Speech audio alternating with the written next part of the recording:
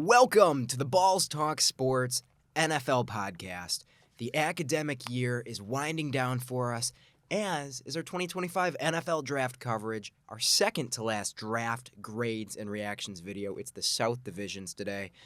I don't know if I'm going to be able to stay awake through the whole episode. Finals are just beating the hell out of me. I'm running on like 2 Monster Energies, and that is all at this point. Finished an essay at midnight last night. What about yourself? Yeah, you know what? The energy's not high. Spent a long time studying for philosophy this morning. I'm going to spend a long time studying tonight. That's what I get for putting it off the past couple of days to watch John Mateer tape. You know, we got to be ready for the upcoming OU season. You know what I mean? The grind never stops. You're studying for the part that matters. Yeah, and you know what, Dr. Fletch, I promise I am studying for the exam. I'm also watching John Mateer tape. I can do both at the same time. As philosophers said, the grind never stops. Well, I mean, we've discussed potentially shifting this into the Balls Talk Sports NFL and Philosophy podcast. So, yeah, Dr. Fletch, if you're interested, we know you're listening. Come on to the pod. Tell our listeners about philosophy and existentialism and stoicism and the philosophy of science. I don't know if we want Fletch on the pod. He has some terrible draft takes. I shouldn't say draft. He has some terrible just ball takes in general. Yeah, Big Patrick Mahomes guy. Can't get down with that. He's a Florida fan as well, so yeah. Awful. That's rough. We don't like Florida on this pod, so maybe don't come on the pod. No longer invited. We'd still love to have you, though, because that brings some amount of credibility. What are you talking about? I mean, already, if we have our own credibility, we deserve credibility, but we're not there yet. We can get people to understand our ball knowledge by saying, Doctorate comes on the pod to tell people, hey, these guys have ball knowledge. Use your resources. There you go. We want to start things off with the Tennessee Titans kicking it off in the AFC South. Number 1 pick. Let's do it. With 1-1.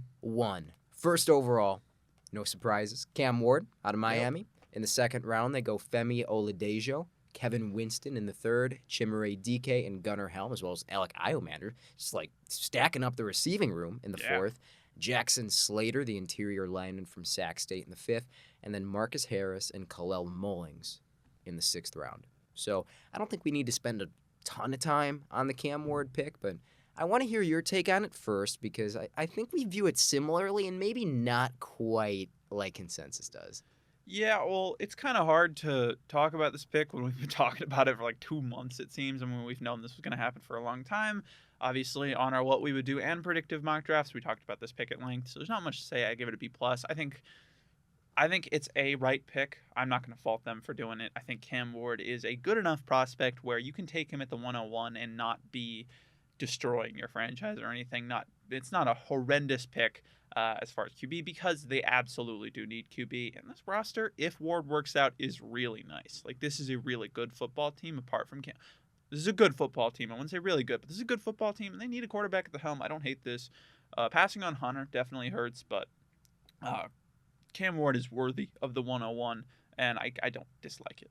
I entirely get the thought process behind it because when you draft a high upside rookie quarterback, there's just always a chance that things are really going to work out. And like you said, this roster is ready to compete now if they can get the quarterback spot locked down.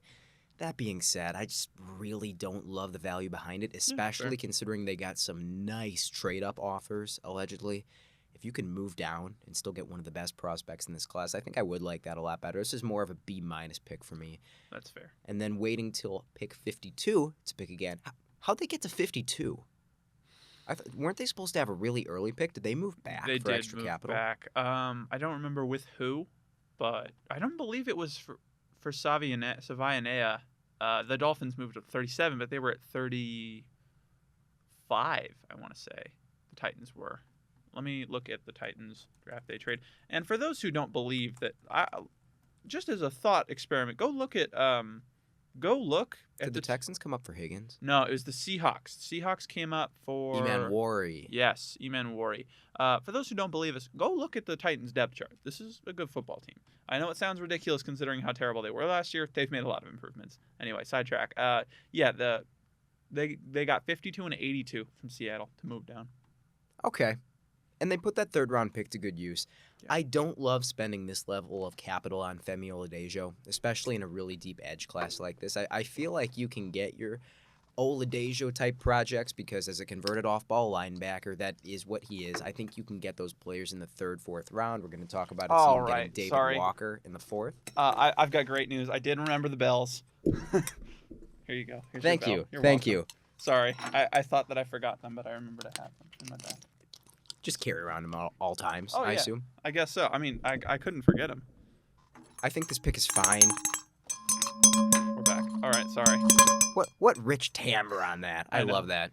I think this pick is fine. They needed edge depth pretty urgently, and they got a player who I think can do some damage for you in year 1, but at pick 52, I want to see more instant impact here. Yeah. So I'm gonna ring the bell here because listen, by the time that the draft came, there were plenty of people that were there with Femi Oladejo on this pick. But you go back to February, I felt like I was alone on an island with my Femi Oladejo love. Everybody was saying he's day 3 pick. I was like, nah, you take him in the 2nd round. It's not an awful pick. I had a 2 through 3, I want to say, but he was on the lower end, 2 through 3s. This is a little high for me, but I do love the player. And in an edge room where you really just are desperate for talent and athleticism, Femi Oladejo brings a nice blend of both of those, and he gets to learn under. Well, Harold Landry's gone. He doesn't get to learn under many great players, but I forget the D-line coach there. Oh, never mind. I was thinking of something else, but. They have a really nice interior defensive line there, so there will be less pressure on him to perform from the edge when you've got Tavondre Sweat and Jeffrey Simmons and Sebastian Joseph Day on the inside. So I like the fit a little early, but one of my favorite players in the class going to a good landing spot. This is a solid pick. I gave it a B-. And for me, if you just flip Winston and Oladejo, I think I like this draft a little better. Obviously, like when you do that process, to me, I have to grade it the exact same. Because I don't really consider they took Oladejo in a spot that's a little early for him. I mean, then they just happen to get a good player at 3. I grade the players that they picked, and they got a really good football player who are their top 2 safeties on the roster right now?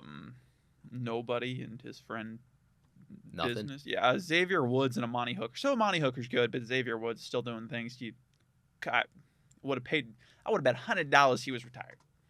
So then Winston is just going to instantly plug in as a starting safety for them, assuming he can stay healthy. I don't think he will. You don't think you can plug him in the box early on? Well, because Hooker is he's not your single high kind of guy. Oh, that's true. So I think because they play a pretty typical, it's kind of it's a typical multiple system where you sometimes bring the guy down in the box, sometimes you have him up.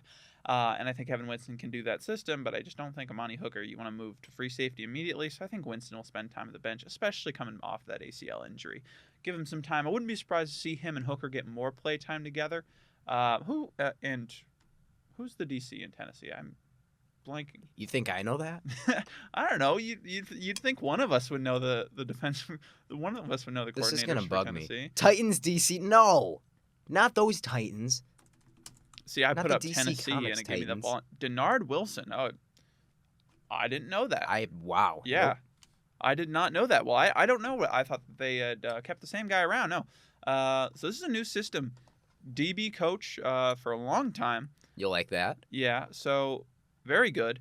I did not know. Let's see where he... Is that a new hire this year? Yes. Who'd they fire last year? Oh. The correct answer should be everybody. Yeah. I search up former Titans DC and I get a list of former Teen Titans members. Oh, man. Nobody... Oh, wait, no. Denard Wilson was the guy last year. So we're just idiots. We're not ball knowers. Not at all. No, he was the guy last year. He was Baltimore Ravens DB coach in 2023, Eagles DB coach, and passing game coordinator in 2021 and 2022. So good history. And Those teams know how to use their safeties. Ran a solid. Tennessee's defense was underrated last year. Their offense was really bad. Their defense was not the reason they went 3-14, especially when you consider all the injuries that befell that unit. Denard Wilson did a good job, and giving him these pieces, Femi Oladejo and Kevin Winston, good athletes who you can build up. That's what Baltimore and Philadelphia spent a lot of time doing in the early 2020s. So I would not be surprised to see Wilson continue that with these two guys. Renardo Green was probably their best cornerback last year, and they still managed to turn that. Who? Renardo Green is not a Titan. Oh, I get Renard. He's a Niner, right? Yeah. I get him and the guy who showed out at the Senior Bowl Snead? last year. Snead was Brownlee? Yeah. Yeah. Brownlee was one of their top cornerbacks, like you mentioned, severe injuries, and they Big still turned that surprise. into a pretty adequate unit. Yeah. They're going to find a role for Kevin Winston. I think he's going to return value with that pick. One of the best overall hitters, as well as just solid tacklers in this class. And then Chimere DK, Gunnar Helm, and Alec Iomanner in the 4th round. First of all, DK over Iomanner? Okay. Weird. I guess Iomanner has significant injury stuff. I know that he had a pretty significant lower body injury. It was like a complete ACL and various other ligament tear, but I thought he got back up to speed pretty well. Looked faster throughout the season. Nice. Especially for like a very high-waisted player. I don't mind his ability to change direction. I do think that he's a very underrated route runner. And who are their wide receivers? Like, as you can tell, I'm exhausted. I don't remember who's on any team. Ridley. Yeah, we're both kind of in a funk. It's tough.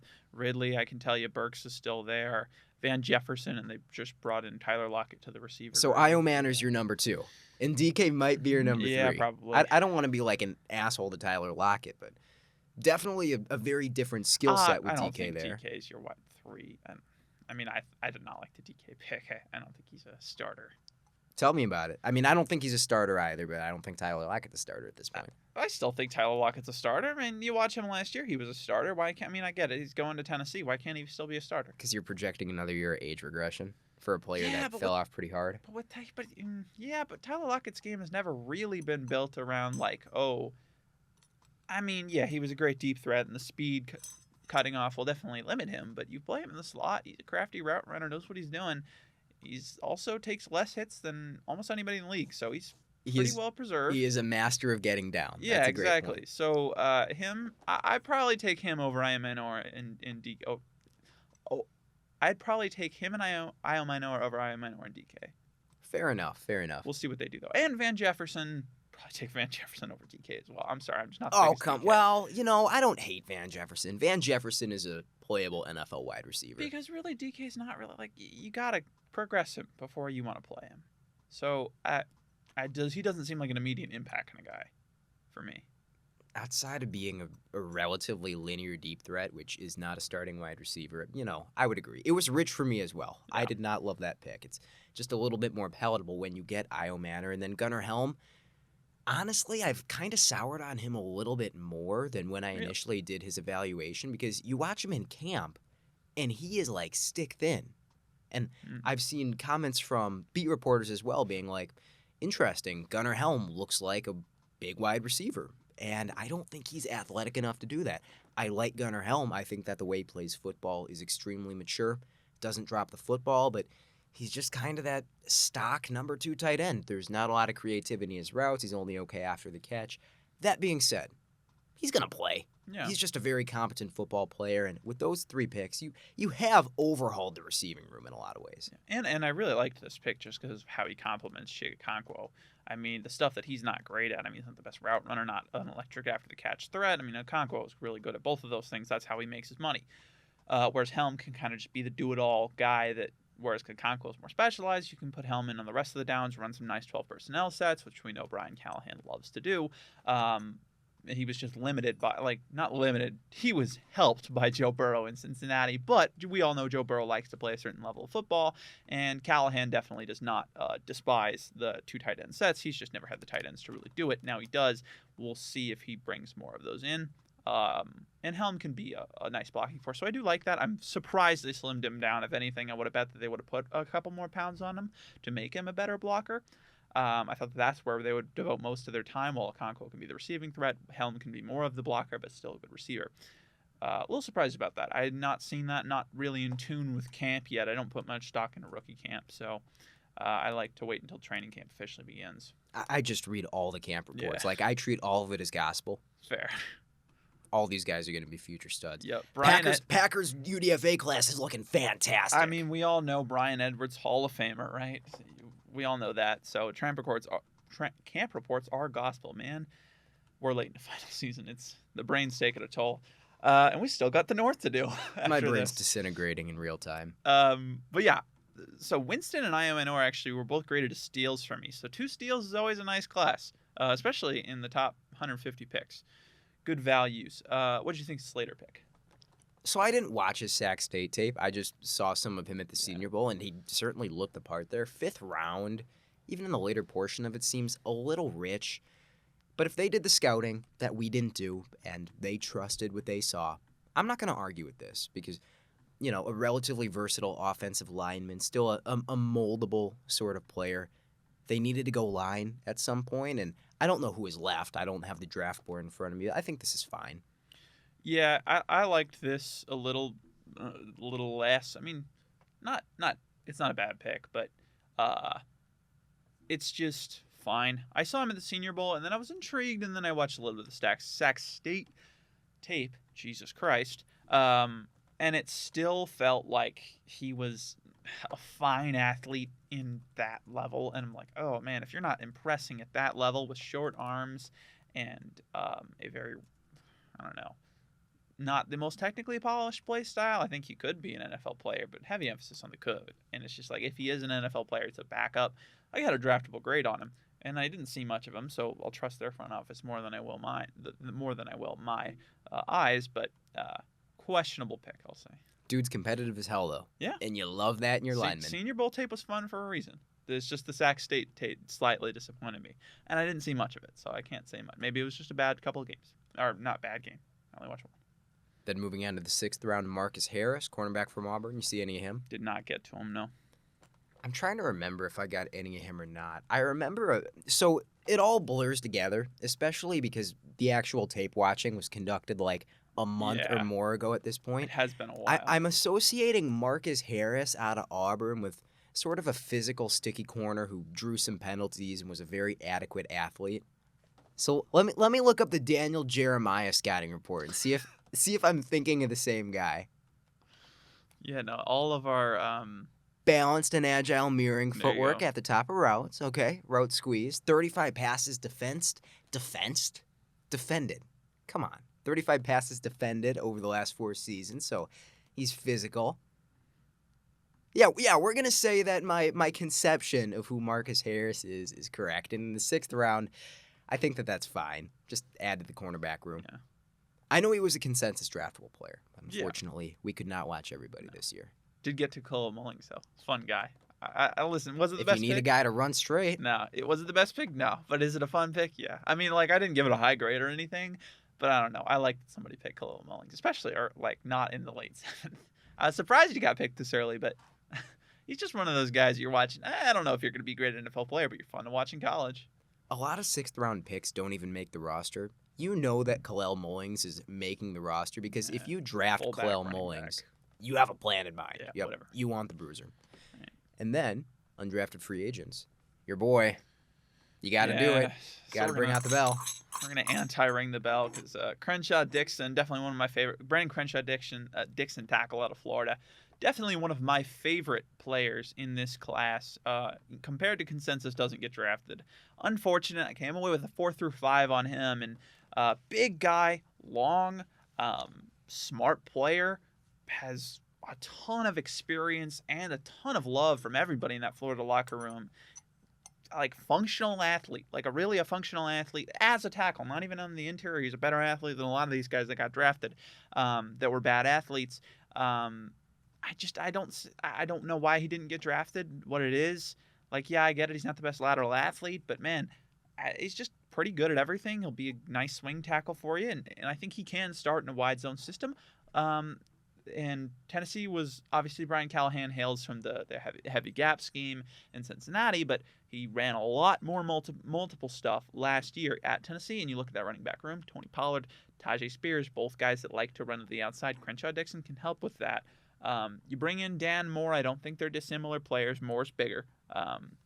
But I like this pickup a lot, and I'm surprised that he didn't get drafted. I really am. I obviously had a very high grade on him, 4 through 5. I never thought that he wouldn't get drafted. Very, very weird. And that's a pretty big get for a team that really needs offensive line depth. Yeah. It's just a really nice pickup. Cam Horsley from Boston College, defensive tackle I didn't watch, but no, he had draftable hype. And then Xavier Restrepo as a UDFA. Yeah, Come on, man. Can't hate that. I was not a Restrepo fan because at some point you do have to have the athleticism, and people were saying, "Oh, well, it's better on tape." Yeah, it is better on tape, but it's not that much better. He's slow. He's very Yeah, slow. He's like one of the slowest, like, competent players in this class. slow, 4.7 slow. He runs a 4.84. It's like he doesn't run 4.84, but he probably runs a 4.74. And he was hurt for that 40-yard dash. Yeah, but even when he's healthy, I watched him when he's healthy. It's a 4.7 speed. It's still not NFL speed. People say, "Well, Jerry Rice ran a 4.7." First of all, no, he didn't. Second of all, it doesn't matter because Jerry Restrepo is not Jerry Rice, nor Larry Fitzgerald. But I did have draftable grade on him for a reason, because he's a nice player apart from the athleticism. He'll be a solid backup slot. To put him with Cam Ward, Yeah, I'm like, that gives him some familiarity. I think that's even better for him because, man, it's going to be tough for Restrepo to even evolve into like an every down slot starter just because of how limited I he just is. don't think it's in the cards. Excellent route runner. It just doesn't matter if you can't reach your downfield landmarks quick enough. He's going to have to carve out a role as sort of the move the chains guy. And so when you have chemistry with Cam Ward, who's one of the better anticipation-oriented prospects in recent memory, that can be your role. I'm very confident that he's going to make this roster, and getting Restrepo is like having an extra 6th, 7th, hell, with Cam Ward, maybe even like a 5th-round pick in this class. I think that that's one of the best UDFA pickups overall. Absolutely, because you didn't have to spend anything to help your quarterback feel a lot more comfortable in a year that is going to be all about how well can you perform in uncomfortability. And, of course, the camp reports. Yeah. Already videos of him out there leading the wide receiver drills, baby. You know it. Yeah, you know he was You going to do know that it. because Restrepo's a good dude. He led the receiver drills at Miami. Why shouldn't he lead them in Tennessee, too? And, dude, if you're hurt, don't run your fucking 40-yard dash. But he can't help Man. himself because he's a badass. Yeah, so I fear that his stock may have been dropped by that. You don't think it helped? No, I didn't. People were like whining about Gunnar I Helm running like a 4.85 or whatever he ran. As a Yeah. tight end. Well, clearly Tennessee does not care about 40 times. Because also, what did Iamano run? Do you remember? Oh, was he like 4.6? Yeah, it was low. He wasn't But like he was also hurt. egregiously slow. He was also hurt, and I thought he was high 4.4s on tape when he was at his peak. Because he's still dealing with an injury right now. He ran a 4.44 at the combine. Oh, damn. Yeah. I thought I remembered him running slow. Maybe it was his pro day. That could be. But Went out there trying to lower it and injure yourself midway through. God, that There would you go. suck. So, we've covered all the draft picks and all the quality UDFAs. What grade did you give the Titans? I gave him an A-. This is just a really nice draft. They got a lot better at positions where they need to get better, and they did a really good job of building around their franchise quarterback. In the model, I created a model, by the way. It's very Hell interesting. yeah. If you want, we can get into it after we hear your grade, but I liked it. I gave it an A-. I gave it a B+. This was just a rock-solid draft. They had positions in need. They filled them with good players. I don't think there was any pick that really stuck out to me as exceptional value. Io Manor at 136 was pretty exceptional value, and Kevin Winston in the Yeah. third I really liked. I had Winston higher than Emenwari in the class. And he's a better football player on day one. No contest. Not by much, but he's about the same athlete. I and think it's no he's a more context. natural athlete. I think it's no, yeah. Yeah, I will take it's Winston any day of the week. Definitely, it's definitely not really. I'll agree with you. I think it is no con. Maybe you're higher on him than I am. I think this is a really good draft. Really nice draft. So many of these players are going to make an impact in year one. Yeah. Number 8. So I did. I ranked all the classes since the last time we did it. Is number 8th ranked draft, and the model has it at number 7. So. You want to talk over the model real quick? Oh yeah. Okay. So the model, it's not really a model. I mean, it's kind of just. It takes the grades. It says, so if you got a A+ or a steal, it says you got 100% of the value of your pick. If you got a C+, you got 50% of the value of your pick. It's just basically saying for each pick, your grade determines how much value you got out of it. And then I used the Fitzgerald Spielberger draft value chart. So if a pick was worth 1,200 points on the Fitzgerald Spielberger chart and you got 90% of the value, you're going to get 1080. You're going to get 1,080 points. Then the amount of points you get, you divide that by the total amount of points possible, and that is the percent of your draft that you maximized. So according to the model, Tennessee was the 7th best at maximizing their draft with 74% of value maximized. So 74.2.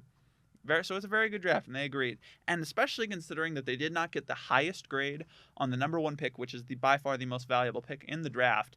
That's an impressive grade. So that's how the model works.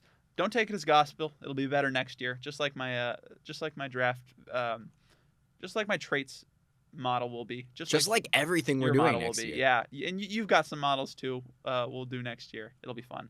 But yeah, the model is definitely interesting. There's one team that it really loved that I didn't love as much, and most people just did not like. Period.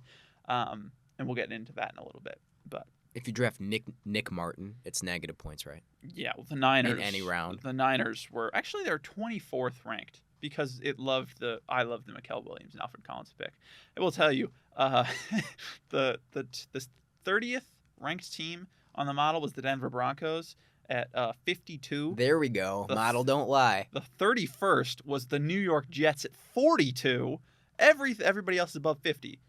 And the New York Jets are at 42. Nothing compared to a team we haven't gotten to yet. The model loathed at 31. Are we going to cover them? Not today. We're not going to cover them today. I didn't think so. The model loathed their draft, and I loathed it too. 32 on both. So be interesting to get to them. Are we ready for the Indianapolis Colts? Let's do it. Tyler Warren, baby. Yes, at sir. 14. I know I got to read off the rest of the picks. I want to go into that right now. What a pick. One of the best of the first round. JT Tuimoloau in the second. Justin Wally, the cornerback from Minnesota, in the third. Then Jalen Travis in the fourth. DJ Giddens in the fifth. Riley Leonard and Tim Smith in the sixth. And finally, Hunter Waller out of Wisconsin in the seventh round. Tell me about the Tyler Warren pick and why this was fucking criminal. Well, I mean, this was after day one. I was like, what's my favorite pick in the first round, except for Tyler Warren to the Colts? Because I was like, yeah, it's Tyler Warren to the Colts. But just to give somebody else a chance that I could think through it. Because Warren, I mean, he was my number 3 player on my big board. This was the Colts, one of the Colts' biggest needs. I don't think it was their biggest need, but it was one of the Colts' biggest needs. Fits the system really well with Steichen. A lot of people comped him to Dallas Goedert. I think he can be better than Dallas Goedert, but obviously we remember how productive Dallas Goedert was under Shane Steichen in 2022. Fantastic fit, fantastic pick, fantastic value. Best pick of the first round, maybe the best pick of the draft. Absolute steal.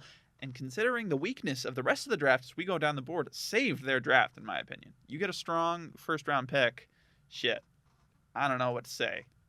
How they're still ranked so low in the model is beyond me when they got maximum value on their first-round pick. It's pretty hard to do that. We'll get into the rest of their picks in a little bit, but steal for me. If their first-round pick was just, like, mediocre, like a 4 out of 10, they would probably be 2/3 of a lower grade lower. I can edit it. If they had a C, they would be 30th in the model. What did they come out to? Or can you not say that? You can go and say it. No, I can say it right now. They came out, the model had them at 26. So not that much, but they would have dropped pretty about significant. 19 points, which is a really big drop. I mean, this is just a fantastic first-round pick. This is how you do it. They didn't even have to move up to get their guy. The value 100% checks out. Tremendous position of need for them. Give Anthony Richardson, a quarterback who struggles with ball placement, a guy who can just go up and get it. Now, I don't think Richardson is going to unlock Tyler Warren's short area chops, but if Warren can run down the field. Riley Leonard. He'll be this. Oh, shut up, Victor. Okay. Outstanding first-round pick. JT Tuimoloau in the second.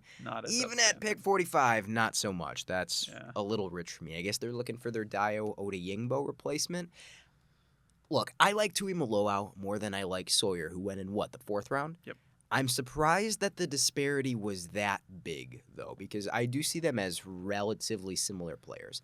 I think Tuimoloau was the better athlete. However, I think that Jack Sawyer is the better all-around pass rusher, and I think they're comparable as run defenders. I just don't really see Tuimoloau as anything more than potentially a solid number 2. I don't even know if he has the upside to be like a really quality number 2. It's not a waste of a pick. He's going to be playing for the Colts for probably quite a long time. He will absolutely have a role with them. Big-time locker room guy. You know what you're getting, but from a value perspective, not in love with it, especially in this class.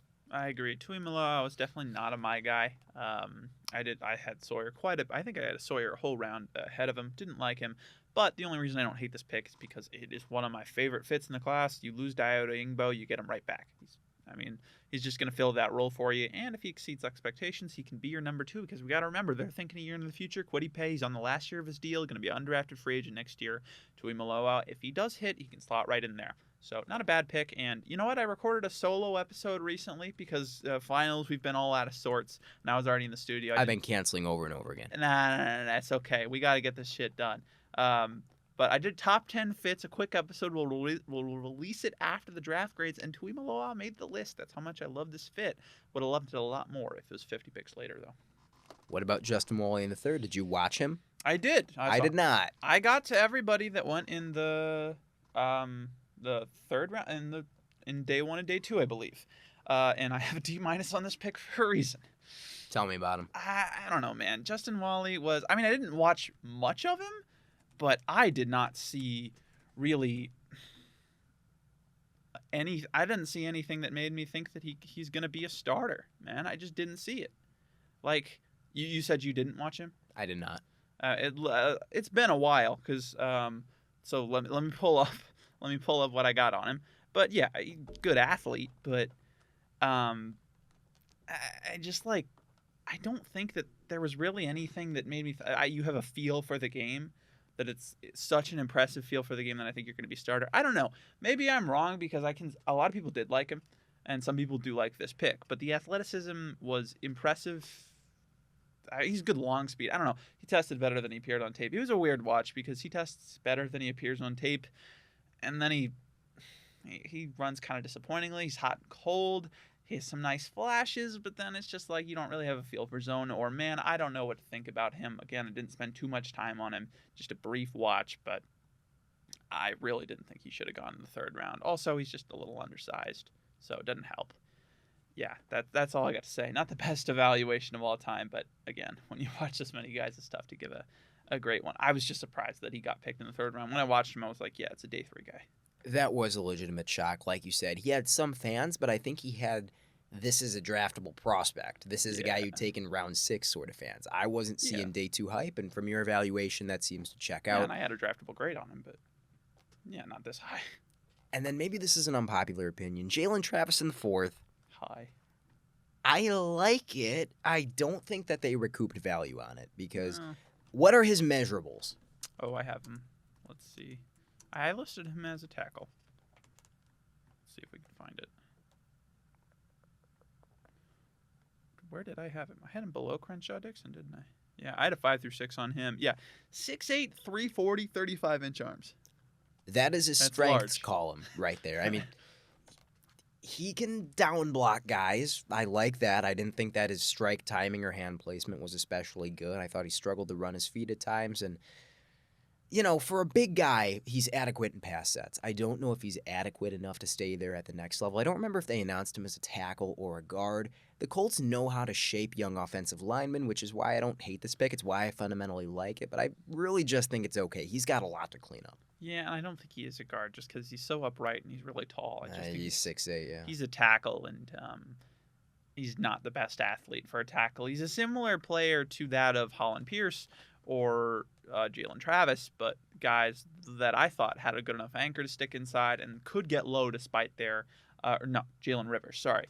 Jalen Rivers and Holland Pierce, they both moved him inside because I thought that they could get low enough to play guard. I thought they had a good enough anchor. Travis, it's just inconsistent, and they also had better technique than Travis, as you said. He's still working on it, so play him a tackle, but they did develop Bernard Ryman into an Pro Bowl level tackle at this point in his career. Maybe that is the blueprint. So yeah, Ryman is a different player. He's considerably lighter, and he's a lot lighter on his feet, a lot more nimble.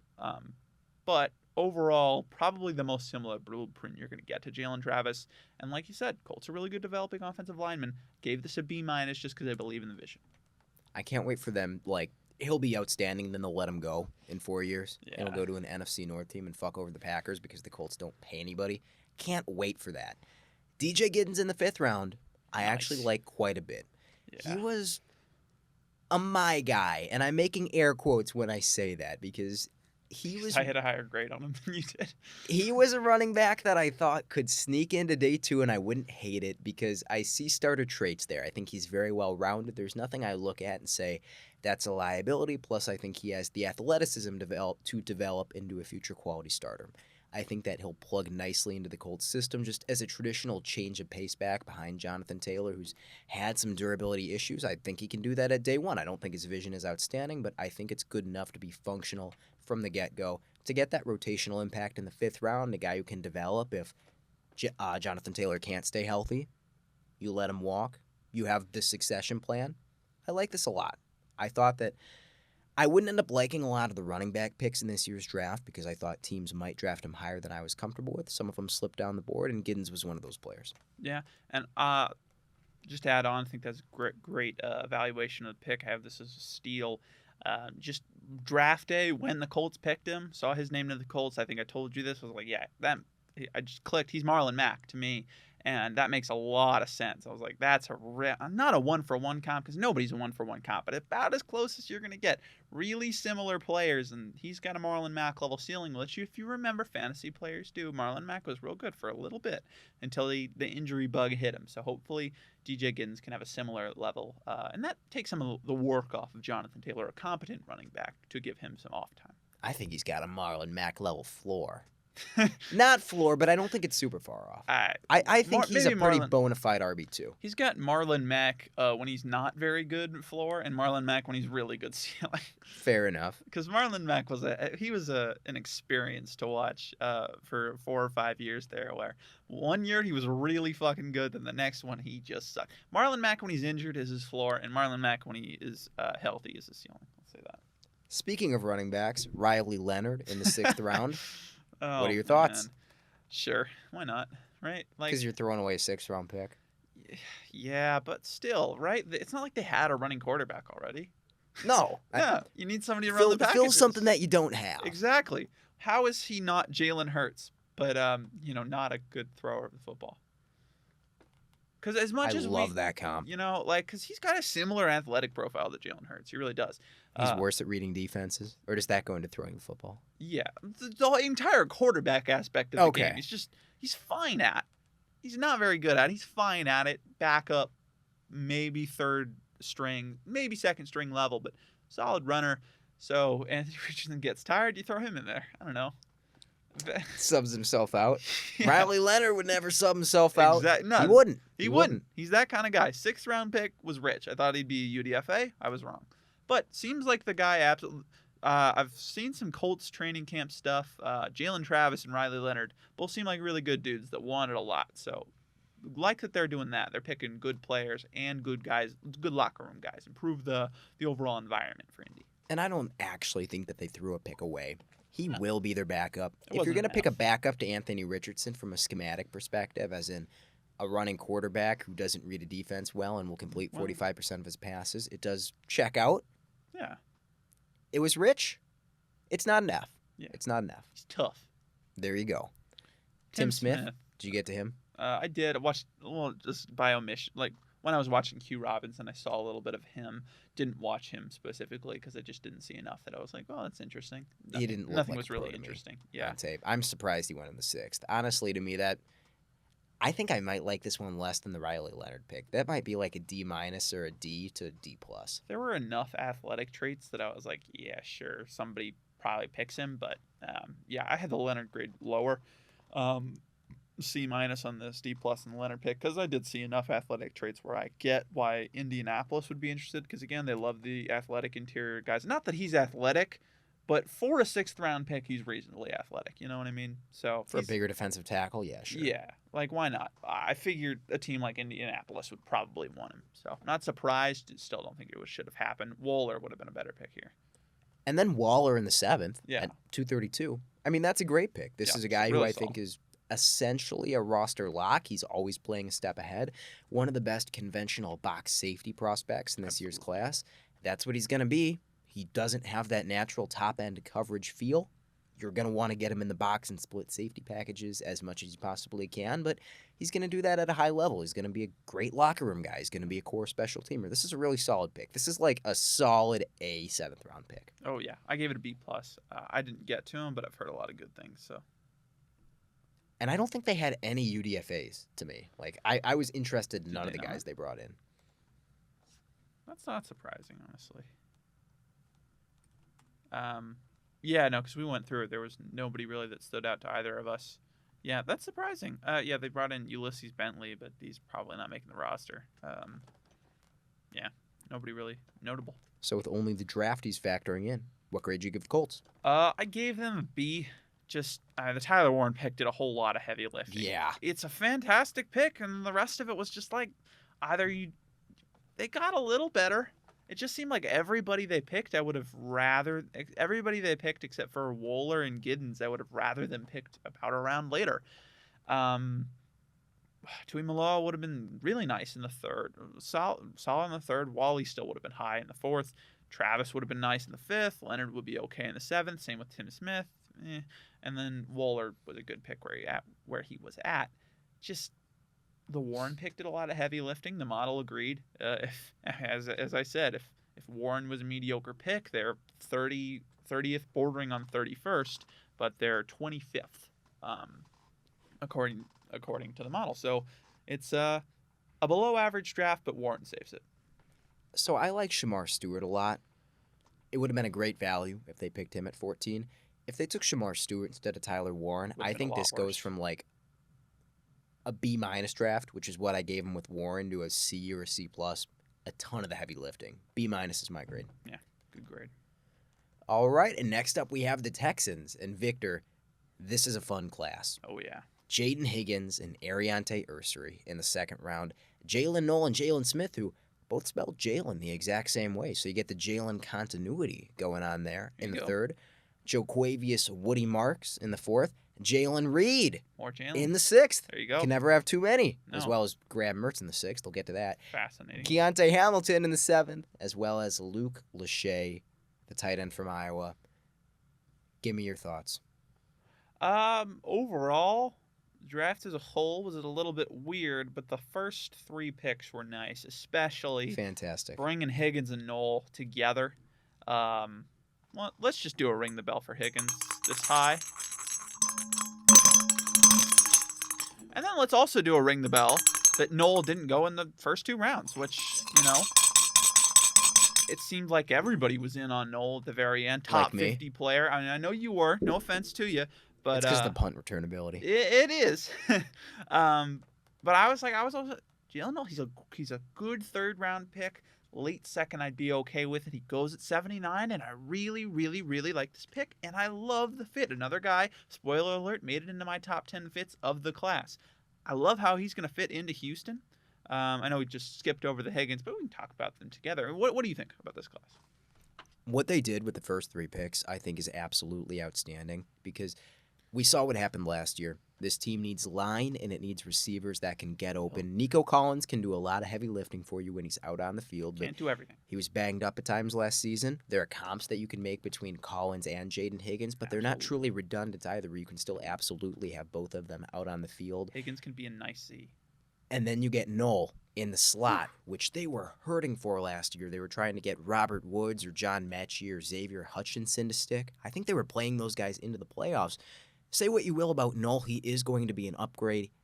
I really wish he was better at making guys miss. I really wish he was more of a design touch threat. But as a guy who can win in short areas as well as win vertically from the slot, and he can, just be a solid starting punt returner for you. In the third round, that type of impact, exactly where you need it, is excellent. And to pass on offensive line with your first pick, because everybody thought that they were going to go offensive line. They end up moving back. Do you know what the conditions for the move back were? Well, I believe Offhand. it was the details. Yeah, like what they got back out of it. Oh, well, I was just going to say, because I know that they moved back because I believe they were targeting Donovan Jackson. He goes to Minnesota. Ooh, got they saved from themselves. Dodge a bullet. Yeah, I mean, Donovan Jackson at 25 would have been horrendous for them. But, yeah, they moved back. Let me see. I think they picked up an extra third, I want to say. And then spent it on Jalen Smith, perhaps? Possibly. Let's see. Well, you look that up. I think getting Ariante Ursary, who is going to plug in for them day one, I know that's a low bar, but still at 48, they really got lucky that he was still available there. That's a fantastic pick. They traded 25. The Giants traded up. This was the Giants trade. They traded 25 for 34, 99, and a 2026 third. So a nice haul. But then they also traded 58 and 99 right back to the Raiders for 48 to select Ursary. So Play the board. yeah, there you go. I like that they addressed offensive line. Ursary, I was not a big Ursary guy, but this is a solid spot for him. I don't hate it. I give it a C+, despite the fact that I had a 3 through 4 on him. Very high. Yikes. Yeah, You despise him. I didn't despise Tackle him. or guard? Tackle. And maybe 3 through 4 was a little low. Maybe it was more like a true 3. I didn't think that he should go in the second round, but I really like the fit, and I really like the need and the team. It all kind of works out for me. This is the best possible scenario if you were to pick him in the first 2 rounds. Jalen Smith in third, I'm not as crazy about. Didn't love it. Probably not going to be getting on the field much for them in year one. Not the biggest need, not the best value. Look, at 97, in that compensatory window, teams start to do relatively inexplicable things, and there's worse. I gave this one a C+. Yeah, I give it a D+. I mean, I don't get it. I mean, I get it because he's a D'Amico pick. I feel like D'Amico's going to like him and develop him, and he's probably going to be a good football player because D'Amico Ryans is a great defensive coordinator and head coach in defensive mind who loves that kind of prospect, but probably shouldn't have gone at 97. Dorian Strong fell like the 6th round. I don't know. It's inexplicable. Woody Marks in the 4th, though. I like that a lot. I think we were both relatively high on Woody Marks. Are we high enough on Woody Marks to do a Ring the Bell here? Yeah, let's do it. Why don't you do it? I don't think I was that high. I know you had him higher in your final rankings than I did. Just gives him a contrasting skill set to Joe Mixon. He can be the more elusiveness-oriented player, but he's really going to make his money on passing downs. I'm not saying Joe Mixon can't be out there on third down, but Woody Marks specializes in that. You can give him a draw. He's capable of putting down a spin move and making a guy miss. He's not the most elusive player. By all accounts, a fantastic locker room guy as well, the kind of player you want as your RB2. Got better every season, and I really appreciate that because he was at Mississippi State for 4 years and famously never accumulated 1,000 yards on a season because they just wouldn't hand him the ball because he played for Mississippi State. Stays in college for a 5th year and goes to USC and proves that he can be a fantastic runner of the football. I thought that his vision improved as well, just getting more attempts. I think that's a really solid pick. He is going to be a big impact for them in year one. Yeah, he's your classic nice number 2. I mean, he does the nitty-gritty right. Smart guy, good vision, does not fumble the football, doesn't drop the football, is good in... He tries very hard in pass pro. He's enough. He's smaller, so he'll get bulldozed sometimes, but, man, he's good enough. Like you said, just a guy who's not going to make mistakes. Clever player. A sneaky athlete, you know what I mean? We say that phrase a lot. I feel like Woody Marks really does kind of, like, he's got sneaky agility. I mean, the linear athleticism isn't there. Generally, I use sneaky because people say, if you're not a good linear athlete, probably not a good lateral athlete. That's just not true, especially in Marks' case. I mean, he's not the best guy when it comes to just taking the top off defenses and just running to the house, but he can make a guy miss. He's not great at making guys miss, but he's a good one-cut runner. That's my point. So he'll do well in the wide zone there. I'm excited to see him. Just a nice number 2. What do you think about Jalen Reed in the 6th? I did not get to Jalen Reed that much. Just saw him a little while I watched Kevin Winston's 2024 tape, and yeah, solid. Absolutely looked like a draftable player in the 6th round, and looks like a guy who could be eventually a starter. So I like this pick. Exact same here. I saw some similarities between him and Kalen Bullock. Again, my exposure to him was also watching Kevin Winston Jr. play, so probably a guy that they view as something like the Bullock backup if you were to go down. Perfectly fine pick in the 6th round. Absolutely. Graham Mertz was not a perfectly fine pick in the 6th round. What the hell are we doing here? I'm gonna ring the bell. I thought I did not have a draftable grade on him, but he was my highest non-draftable graded quarterback. And when I saw him get drafted, I was like, there you go, bam, Graham Mertz. # Graham Mertz believer. Still gave it a D+. I don't think it's a good pick, but I'm gonna ring the bell. I think he was my 3rd non-draftable quarterback. Like, some people think he straight up sucks. No. He didn't straight up suck in that 2023 season with Florida where he got the ball out on time really efficiently. I remember, like, Trevor Sikkema was comically high on him, and I watched him at Florida, and it's like, yeah, he's a good game manager. Like, he looks kind of like Keaton Slovis or Tanner Morgan did, and they barely made a roster. But, yeah, I could see him carving out a path to being an NFL backup. And then he plays poorly and gets hurt and doesn't come back in 2024, and somehow he gets drafted in the 6th round there. Maybe I'm just a Graham Mertz hater because I had to watch him for 3 straight years with the Badgers, and the last 2 of those years were not pretty. He's just... bad. You watch him, and he's like worse Quinn Ewers in that it feels like he's aiming. It feels like he's sort of missing something. I'm sorry, he's a better passer of the football than Quinn Ewers is. Like, he's a horse. Quinn Ewers is a terrible passer of the football, though. Yeah. Well, I know, but it was like, I mean, he doesn't have the arm of Quinn Ewers, but he's a better passer of the football, better reader of the defense. He's more accurate. He is a better reader of the defense, absolutely. It's just hard for me to see Graham Mertz putting things together and actually sticking on an NFL roster, maybe as a film room type of QB3. We just don't know that. I gave this one a D-. Fair. I would have been okay-ish with him in the 7th round. In the 6th, that's pretty rich. Yeah. I don't really get drafting him in the top 225. If you're going to take him in the back end of the 7th, or just try and get him as priority UDFA, because I think he's priority UDFA, worth a player, back of the roster candidate. And if he does make the back of the roster, if he does make this roster, I think he'll be in the league for a little bit. Just depends on, I think that'll tell us a lot about who he is. Can he be an NFL caliber backup? Maybe. So even though that's probably a ceiling, though, QB3, low end QB2, why are you taking that in the 6th round? I don't get it. I just gave it a D+ because I thought that he could get drafted. And I was like, you know what? Thank you, Houston, for proving me right. Do they despise Davis Mills? I guess so.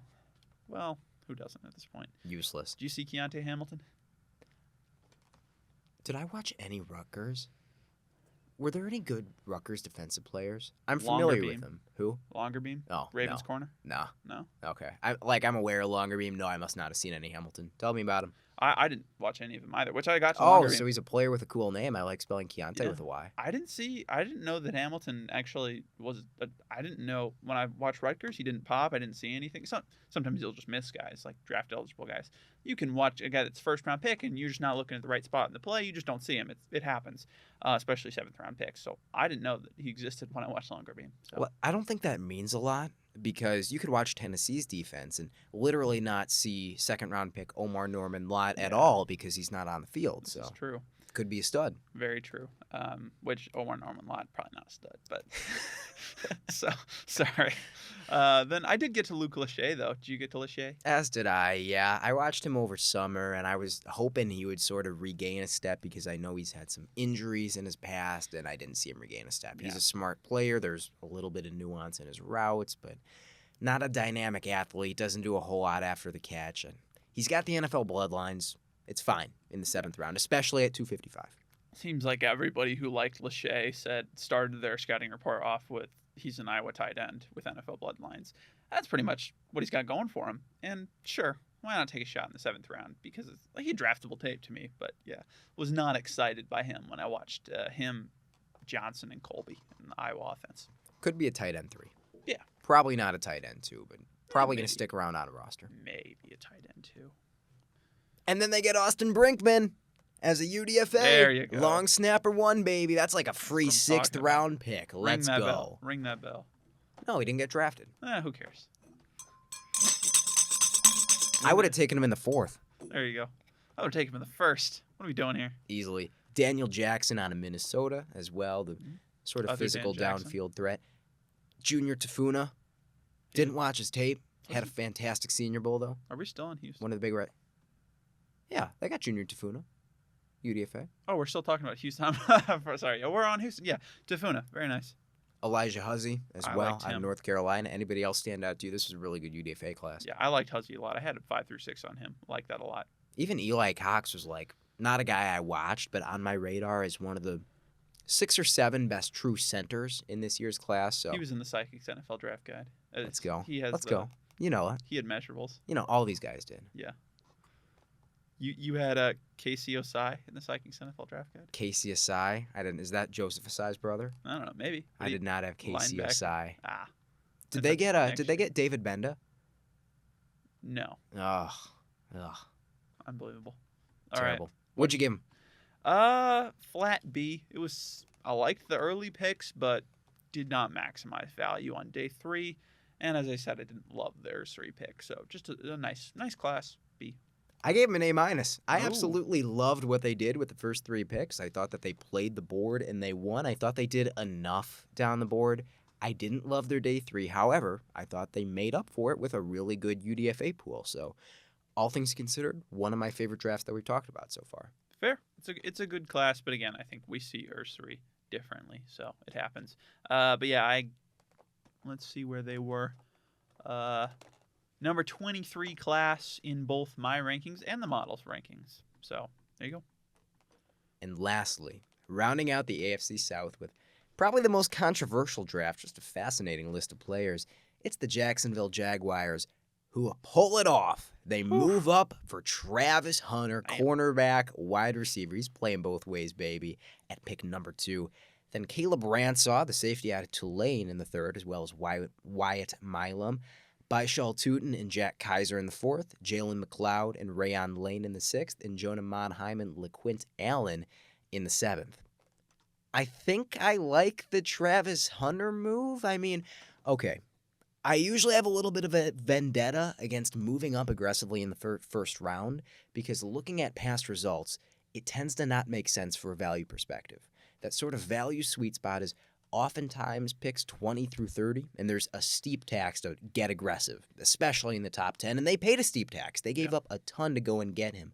However, if you're going to make that type of splash, and it's not even going to be for a cornerback, it might as well be for Travis Hunter, pairing him with your new head coach in sort of a make-or-break season, going to play both ways, potential to be literally the most valuable non-quarterback in the history of the NFL if he hits that 80th or 90th percentile outcome. It's steep. I'm not in love with it. I'm not going to give it an A, but I do think that this is a B type of pick, which normally I would not give a team getting this aggressive. Yeah, I gave it an A+. Fair enough. I mean, you know, I see the vision. You know, Travis Hunter's my guy. We all know Travis Hunter's my guy, and that's why the model absolutely loves it because you maximized value on a 2,700 point value, and then they did not have a second round pick, so most of the value was maximized according to the chart to the model. So it got the 5th highest model graded draft, and then they did really nice things down the board. But Travis Hunter, you gave up a lot to get him. Yes, normally I'd be like, I think Travis Hunter's generational talent. If you can get a generational talent, I don't care how much you have to give up. I mean, I do care how much, but they give up a first-round pick next year, and they give up 34? I believe so, yeah. Yeah. Something like that. Not great, not awesome that you had to give that up, but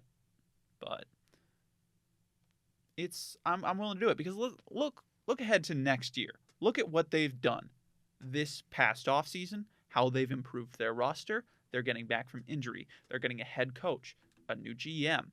This is a new thing. They're Trevor Lawrence redemption season next year. It's got to be. They are making the playoffs.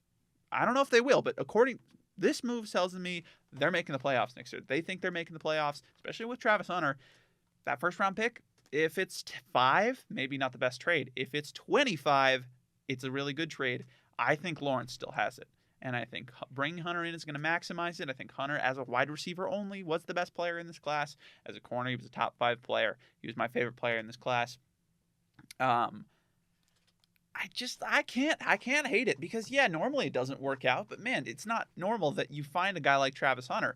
I mean, you look back to 2011, Falcons drafted Julio Jones. Does anybody remember that they had to give up 3 first-round picks to get him? No, because Julio Jones is probably a first-ballot Hall of Famer. Was one of the biggest reasons, if not the biggest reason, you went to a Super Bowl in 2017. So you're absolutely willing to pay that. And I think Travis Hunter, not only do I think he could be that good, I don't think he's going to be Julio Jones. I think he could be as good as Julio Jones. But I think he will be Pro Bowl, All-Pro kind of player. And I will rarely say that about player.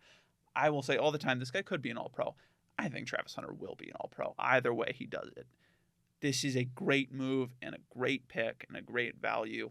So I'm not going to say it's like revolutionary because you did give up a lot, but I am definitely on the high end of how people view this pick.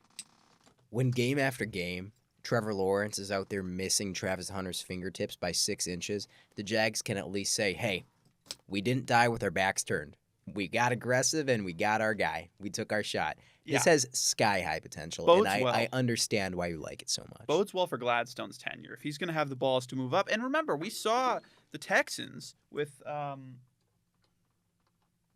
Nick Caserio do not a similar thing, but they traded up from 12 to 3 to get Will Anderson a few years ago. It was less. I believe it costed less, but you went up and you got your guy. People don't remember. Now they spent all those picks. All they remember is now they have C.J. Stroud and probably all-pro level top 10 edge Will Anderson, who might be top 5 edge next year, who already might be a top 5 edge. I mean, people. Oh, come on. What? You don't think he might be? Are we projecting into next year? No. Then no. Okay, that's fair, but he's got an argument for a top 10. Yes, he certainly does. So you don't remember that they had to give up all that picks. If it works out, nobody remembers what you had to give up. Now, I'm really intrigued by this next one because I understand being bullish on the Hunter pick. They give up the second rounder. You think they maximized number 88 with Caleb Ransaw? I don't think they maximized it, but I gave it a B+. Okay. I liked Ransaw a lot more, man. He's a really good athlete, and I thought he was a nice player. He has some work to do, technique-wise, but when you watch him, you just get the feeling, I think that's going to improve. I see it improve throughout the season. I don't see any reason why he gets into an NFL defense, and he just stops improving. Good athleticism, motor that doesn't quit. He's going to hit you. I like this pick a lot. Seems like an overdraft to some people, not for me. He has a really high ceiling, I think, because you see the potential for him to turn that linear athleticism where he does have really, really good speed to run down into the alley and blow guys up. And he's even has some play strength to be a traditional nickel and sort through blocks, and he's a fairly consistent tackler. I didn't love his footwork and his ability to turn the hips and get upfield, play man coverage. However, there are enough flashes of it where I do think you can become a little bit more of a fluid, controlled athlete, get a little bit more comfortable in coverage, and develop into, I think, a star safety. I think that could be in the cards for him. So, really solid pick. I would give it more of a C+ to a B-. Fair. I don't love it, but it's perfectly fine. It's not like a significant reach. And honestly, I think he's probably starting for them at nickel by week 9. So, and they needed help in the secondary. Like, most teams, maybe not, but Jacksonville, yeah. Most teams, I think he's got a shot, but Jacksonville, it's a virtual lock if he's any sort of competent that he will be starting there. Because they do have Jordan Lewis. Realistically, at this point in Jordan Lewis's career, you probably don't want him as your starting nickel back, even though he is a good football player. And if he heard me talking like that, I don't know, he'd probably kill me or something. This is a guy who loves to get into it on Twitter, which I do respect. But we hope no players listen to this podcast for our safety. They do have him listed as safety, which I had him projected as a nickel. But yeah, he can play safety. He's a good player. Better than Darnell Savage, probably. That's a very low bar. Yeah, but that's their starter. That's their starter. No. So I thought they cut him. No, he's their starter right now. At least according to, I mean, if it's not him, then it's Andrew Wingard or Antonio Johnson, which I liked Antonio Johnson coming out, but he's not proved me right. That has to be one of the weakest single position groups in the entire NFL. It sucks. That's why Caleb Ransaw will probably play free safety year 1 while he develops some of those man coverage chops. And then you move him to nickel when Jordan Lewis is ready to hang it up. Honestly, you're talking me into like a B on this pick. To get that player in the 3rd round who's going to plug in for you week 1, because come on. Are you really going to start Darnell Savage over Caleb Ransaw? Yeah. Like, by week 8, there's no way Ransaw's not your starting free safety. There you go. Year 1 impact in the 3rd. Right. I think Wyatt Milam can also be a year 1 impact ring in the bell 3rd. For this one? Just because for February us, when he was getting first round hype, and we were like, let's, especially you. Pump the brakes. February me, you earned it. We'll get 1. Right? Because I just pounded that mic. Let me do this again. There we go. Much better. Right? This is good value. This is good value. And you slide him into guard at a very weak position for you. It seemed like they addressed a lot of positions that really were not strong. Corner, safety, interior offensive line. He will play guard for you right away, I think. It's a projection, but he should maintain the excellent feat that he had at tackle to guard, and I think he has potential to get even better as far as footwork at guard because he is mobile in his kick sets, but I don't think he was exceptionally mobile. I also think he'll be able to anchor against everyone except maybe the strongest, most powerful interior defensive lineman. I'm not horribly concerned about his play strength. I don't think he's going to be moving a lot of guys as a run blocker, although I do like his run blocking mentality quite a lot. Just has the development track to become a really good starting interior offensive lineman. And he's got some Cody Mock to his game. He's got some Cody Mock to It's a his good game. comp. I like And that a lot. and Liam Cohen really brought out a lot of good things from Mock in Tampa Bay last year. So I think I can see it. That mauler kind of player that can be the puller in Cohen's system. I like it. I give this an A-.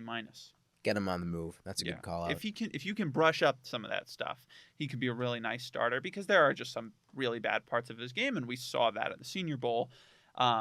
So he'll need to improve. But there's plenty of good things, and he was the tackle that had the best tape against Abdul Carter this past year, which isn't saying much because it was Abdul Carter's first game as an edge, but still worth noting. And then Baishal Tootin in the 4th. And there goes the draft. I'm okay with it. I think I had a true 5th-round grade on Baishal Tootin, and that was considered very low. But really, like, the Jags, when you have Travis Etienne and Tank Bigsby, that's what you're going to use your 4th-round pick on? Like, Didn't get it.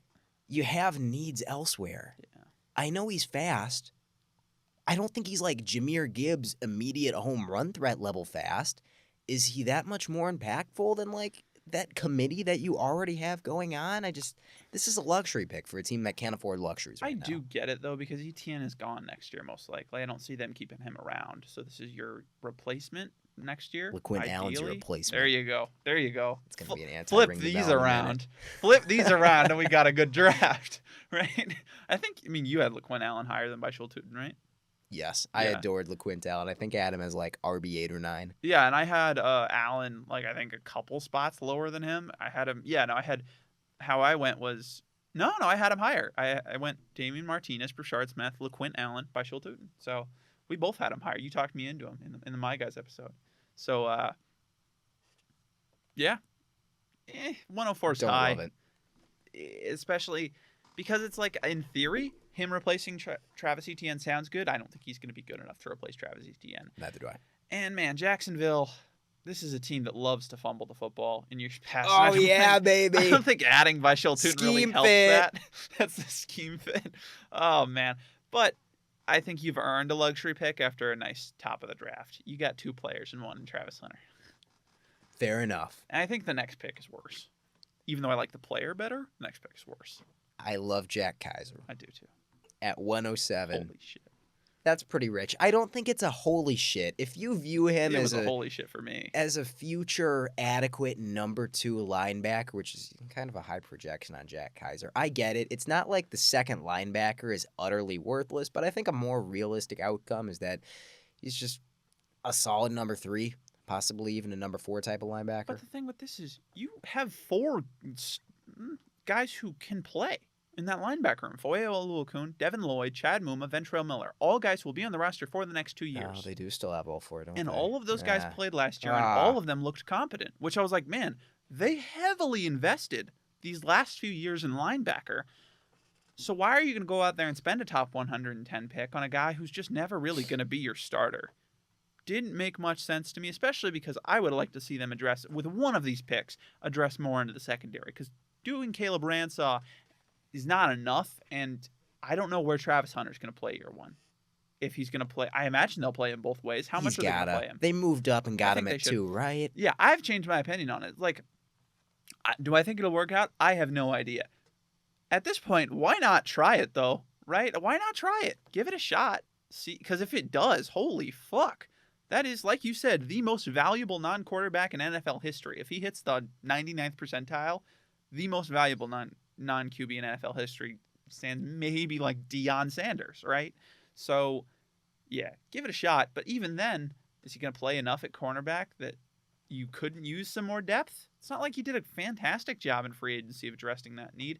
I would like to see one of these picks go to a non-luxury pick and use it to develop the secondary more, especially because I don't think they spent another pick on. No, they got Rayon Lane the third. I'd never heard of him in my life. He was at the Senior Bowl and looked like he was not fast enough to compete.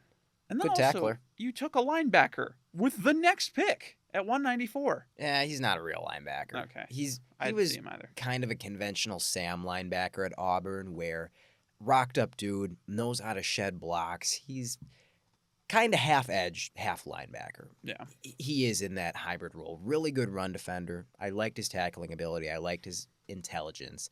Not a good athlete, not a refined pass rusher. I think he probably makes the roster, but not a needle mover by any means.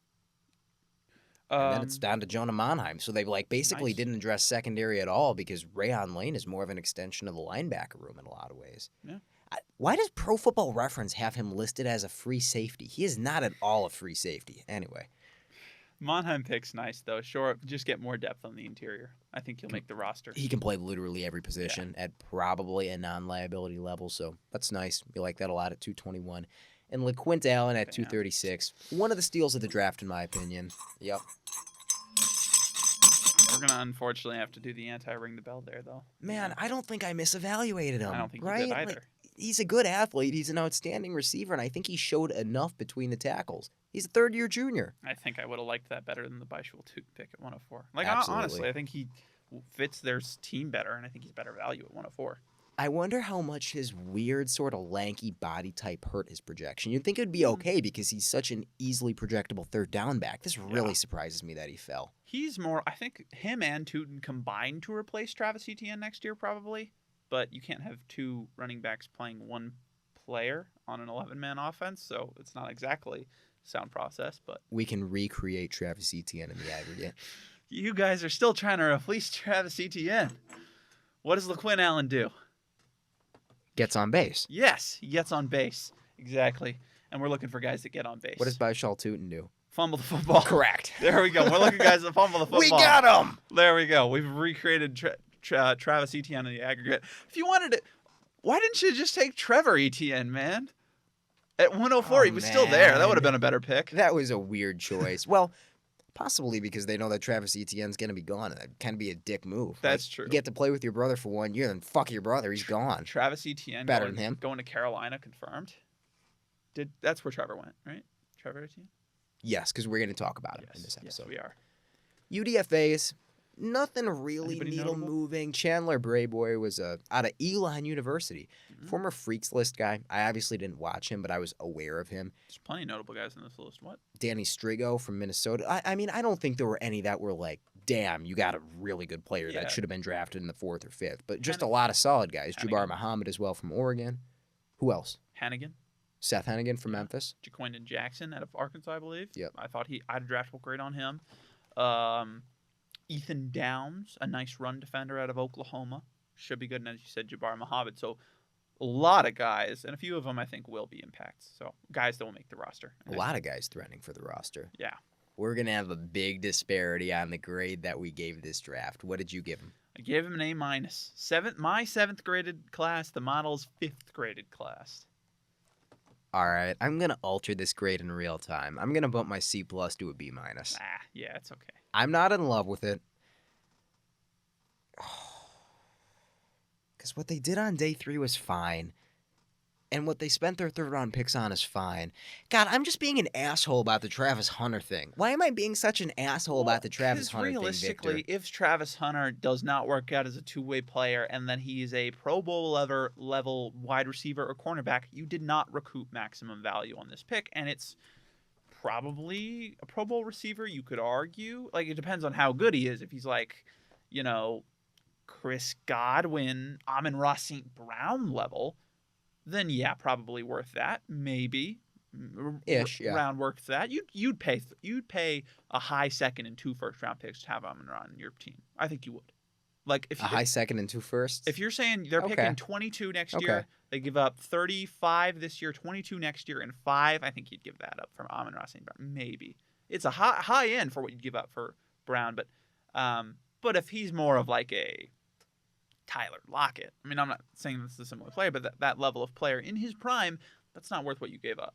So it's very easily that this thing doesn't work out just because of the absolutely insane value you gave up. But if it does, man, this is a historic pick that could change your franchise like no other quarterback, non-QB ever has. So really weird pick. It just all depends on how you think Travis Hunter's going to do, and I think he's going to do great.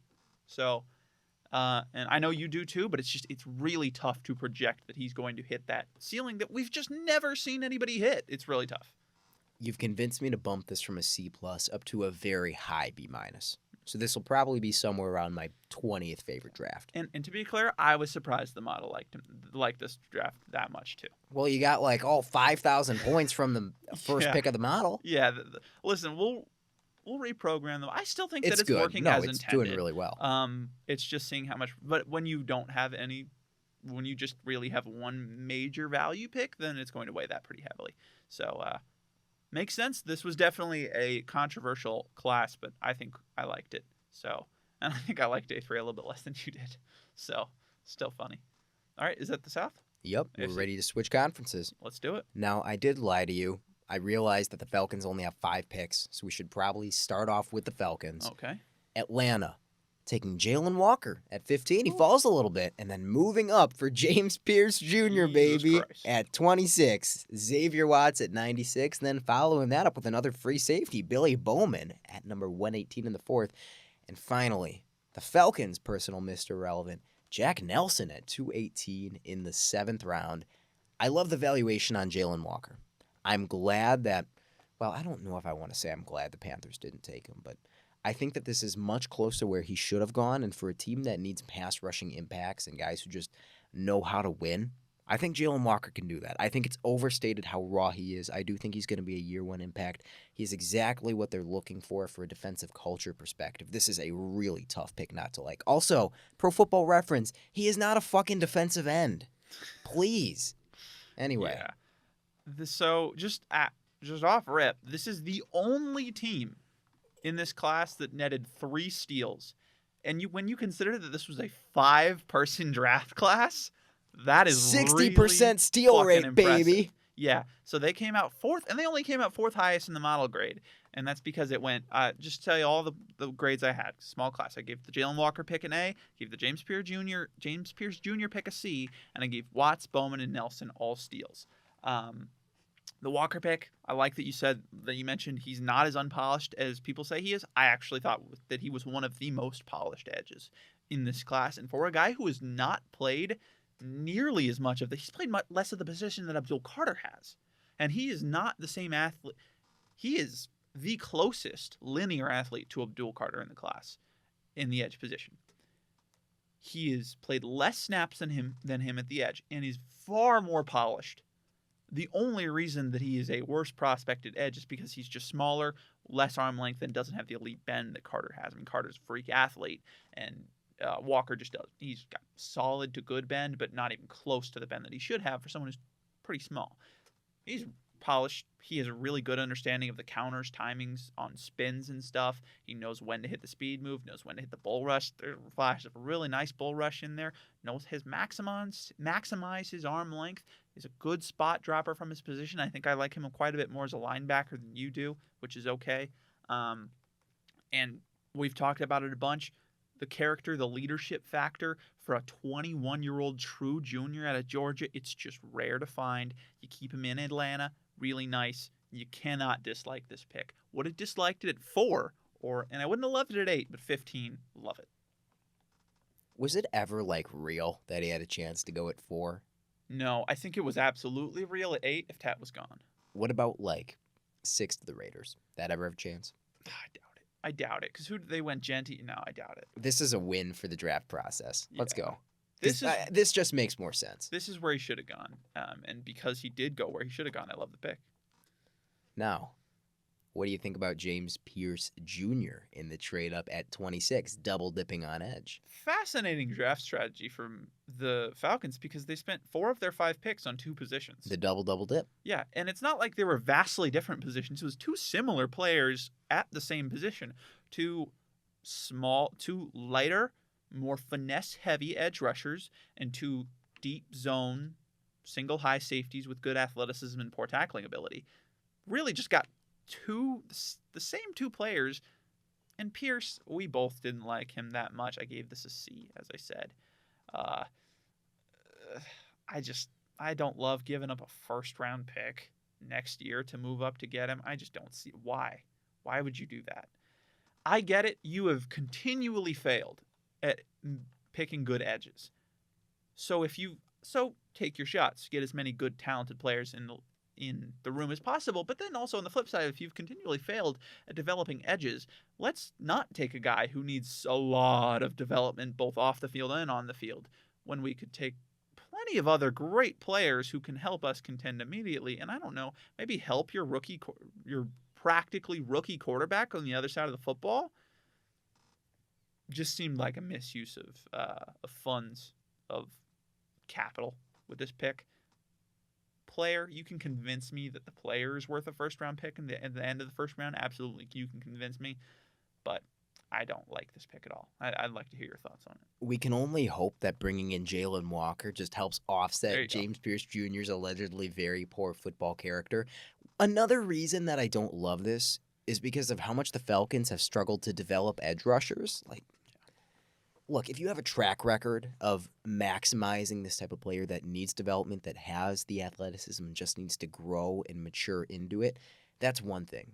The Falcons have struggled to have a pass rush because they've taken a lot of these squishier, undersized 3-4 outside linebackers, and I know that that's the defensive system they run, but at some point, you got to make changes. You got to make room in your scheme for a guy who can play more with his hand in the dirt, and I don't think either one of these players can. I like Jalen Walker at 15. Double dipping to go get a guy who was not one of my favorite prospects and paying a heavy price to go up and do it when you have needs elsewhere, I think a C is being sort of generous. To me, it's not an F because looking back at my JPJ evaluation, I'm increasingly able to talk myself into him being like a 1 to a 2 as opposed to a true 2 because even off tape, I personally wouldn't have touched him until around pick 50. I was really low on the product that he put out on the football field, but at the end of the day, he is a really exceptional athlete who has really good pressure numbers, showed some flashes against the run. There are things to like there. The process, I think, is very poor. They should have gone elsewhere. I agree, and I had a 1 through 2 on him just off the tape grade alone because I watched him before I knew anything of off the field and before I dug into the more advanced side of his profile, and the fit, plus, with a team that's not great at developing edges, and a team that has historically, I don't know, they've had some guys with off the field issues, and not saying they're known for it, but the Falcons, Vic Beasley, a lot of the reason, I'm not saying he was, when we say off the field issues, sometimes you could be a good person, a good guy, and you just run into trouble off the field completely out of your own fault. But there has been a history of that in Atlanta, and I don't know if that's the best place for him to thrive. You give up another first-round pick to get him. It just seems like a lot of stuff that could go wrong here. And while I do think the player on the field is 1 through 2, this is even in the higher range of where I'd pick him. All of the other stuff withstanding, it makes it harder for me to give this a high pick. Even if it is technically, for the player, it is accurate value at a position of need. All of the other stuff bring it down to a C for me. A very weird pick. A very weird draft from the Falcons. But then the rest of it was really good. So Xavier Watts at 96 is a fantastic pick. Absolute steal. It must have been injury concerns that he fell so far because he is an undeniable playmaker. I was high on him heading into this year from the summer, and he just got better in 2024. He did. He got picked 32 picks after Andrew Makuba. That makes sense. Oh, 32 picks. That makes sense. Yikes. Didn't think Howie would be on the wrong side of that, but no. Man, weird. But yeah, this guy is just ridiculous ball skills and ridiculous zone instincts and really, really nice athleticism. And that's all you really need to know for why this guy is a steal, because the rest of his profile, we don't really talk about that. And then Billy Bowman, how many picks later is that? 22? Yeah. Did I do that math right? First strike. Let's go. 20. There we go. Right? Yeah, right? It's 22. Let's go. 22 picks later, Hashtag Billy math Bowman. Guys. Very similar flavor. I like the value, but really, Falcons? How often do you see this? You have so few picks and you have needs, and you're going to go with two players that have extremely similar skill sets. Yeah, but why not, right? They do play a lot of too high in Atlanta. They do. So if you're going to drop both those guys back, I get it. Justin Simmons, I don't believe, is coming back. And Jesse Bates is there. So they can learn under a guy that is not the most... He was very similar coming into college, Jesse Bates. He's worked on that tackling a lot. He's built up that a bit. It's taken him a lot of hard work over his career, but he's become a good tackler after being a poor tackler coming out of college. That's a great guy to teach them how to do it. and maybe the best coverage safety in the league. Maybe. I mean, because there's a Who lot. else? Minka, maybe. Oh, yeah. Yeah, I Like would probably take Ming. It's close. Oh, that's a really the tough first one. guy that comes to mind. That's a tough one. Because really, if you look at it, there's not a lot of elite safeties in the league right now. There's a lot of really good ones and a couple elite ones. Jesse Bates and Minka Fitzpatrick. I'm forgetting someone. Like Derwin is really good to elite as a safe, but he's not really a safety. He's a hybrid kind of player.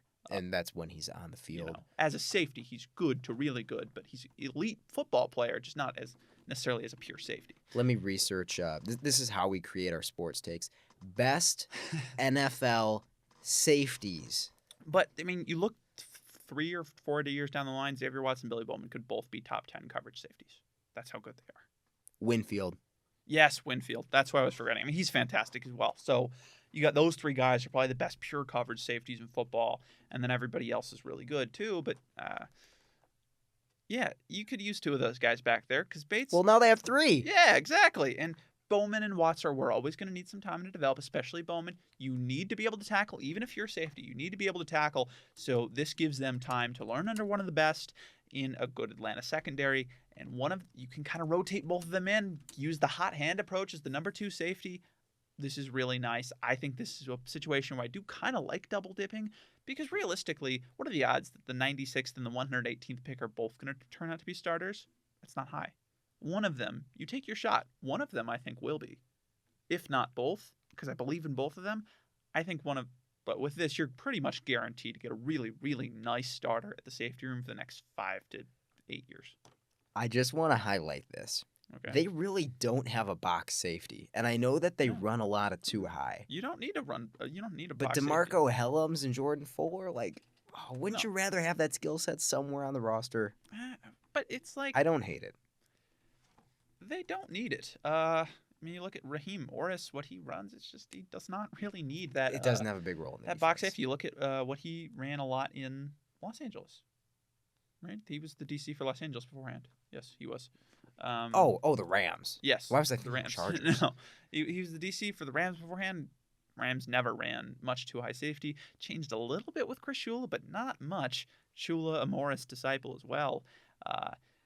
He's just never run that, never been his game, so this absolutely makes sense. He loves those guys who are just fast, know how to find the football, and to both Watts and Bowman's credit, neither of them are great at tackling, but they're really good at hitting people. They can build up that speed, and they want to deliver the pain. That is an underrated part of Watts' game. When the ball's in the air, and you see Xavier Watts coming toward you, if you get thrown a hospital ball, Xavier Watts and Billy Bowman are 2 of your least favorite players in college to see coming at you because they're going to target your rib cage, and you're going to be out for the next 5 to 10 plays, man. They want him. They want him. Both guys who want it a lot. I love their fits in Raheem Morris's defense. And, by the way, going back to Pierce, if there's anybody I believe in to develop Pierce and say, hey, some of these off-the-field issues, bring them along. It's that combination of having that elite leader in Jalen Walker, but also having Raheem Morris. This guy's a culture guy. Good defensive mind, a culture guy as well. I believe in what he's doing. I trust him. I like him more as a head coach than I think most people do. I think that this defense is going to be really nice this year, and I think it will be in no small part to Raheem Morris. All right, last pick, Jack Nelson, your guy. Take it away. You've sort of talked me into Watts and Bowman. You don't have to talk me into Jack Nelson. In the 7th round, I just think that this is exceptional value. I think that Nelson is a player with starter upside.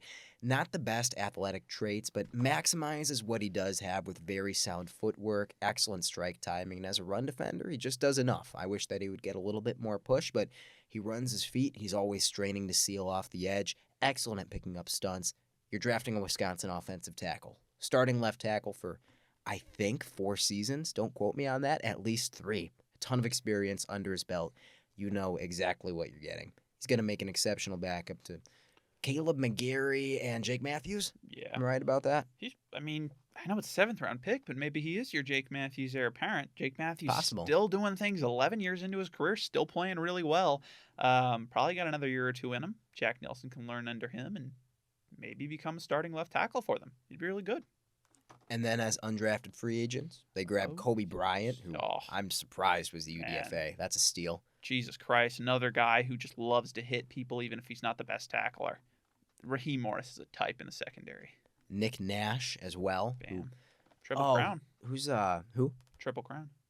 Indeed. What was that, like 1,700 yards? Something like that. And that was real receiving production, too, Yeah. by the way. It wasn't like Ty Felton where they were just throwing a bubble screen after bubble screen. He worked was for it. actually getting open from the slot and took some reps on the perimeter as well.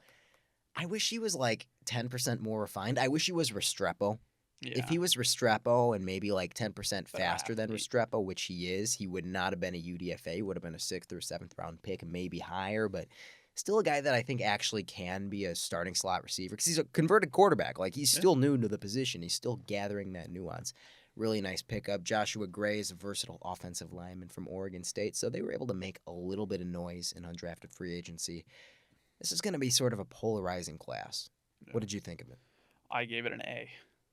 I give it a B minus. All right. Okay. I'm a little bit more critical than you because to me, like, B is strong and then A is exceptional. So, like, the distinction between a B minus, a B, and a B plus is pretty big. And then I really am choosy with my A's, Yeah. which is why I give them to the Texans. Go on. Well, I try to be choosy with my A's. I gave 6 this year, but the Falcons were one I didn't even consider. They were an A for me through and through. You maximized every pick from their 3rd, 4th, and 7th round pick at positions of need. I understand the process. You absolutely took a fantastic player as your number 1 pick. The Pierce pick knocked it from an A plus to an A. I still see the vision. I'm willing to see it out. That's when you have that fantastic of a rest of your draft with only 5 picks, doing this much, getting this much talent, I have to give you credit for it. The model also loved it. No small part in it. The 4th highest model draft as well. So there you go. I could really see this bumping up to a B when I send you my final revision for the gorgeous Instagram graphic. Thank you. Next up, the New Orleans Saints took a lot of players. Just a fascinating draft. That starts with Kelvin Banks, the left tackle from Texas at 9. And then they did it, baby. Tyler Shuck in the second round. Vernon Broughton and Jonas Sanker in the 3rd. Then go ahead. Bam. Yup. Okay. There we go. Let's fucking go. Jonas Sanker. 3rd round. That's what we're talking about. Danny Stutzman and Quincy Riley in the 4th. And you know it. Devin Neal in the 6th. You can ring the bell. I'll get one. Okay. I don't like ringing for Devin Neal falling to the 6th. I don't like that at all. I'm surprised he fell that far. Yeah. He is just a good-ass football player. We'll talk about him. And then Maliki Matavau and Fadil Diggs in the 7th round.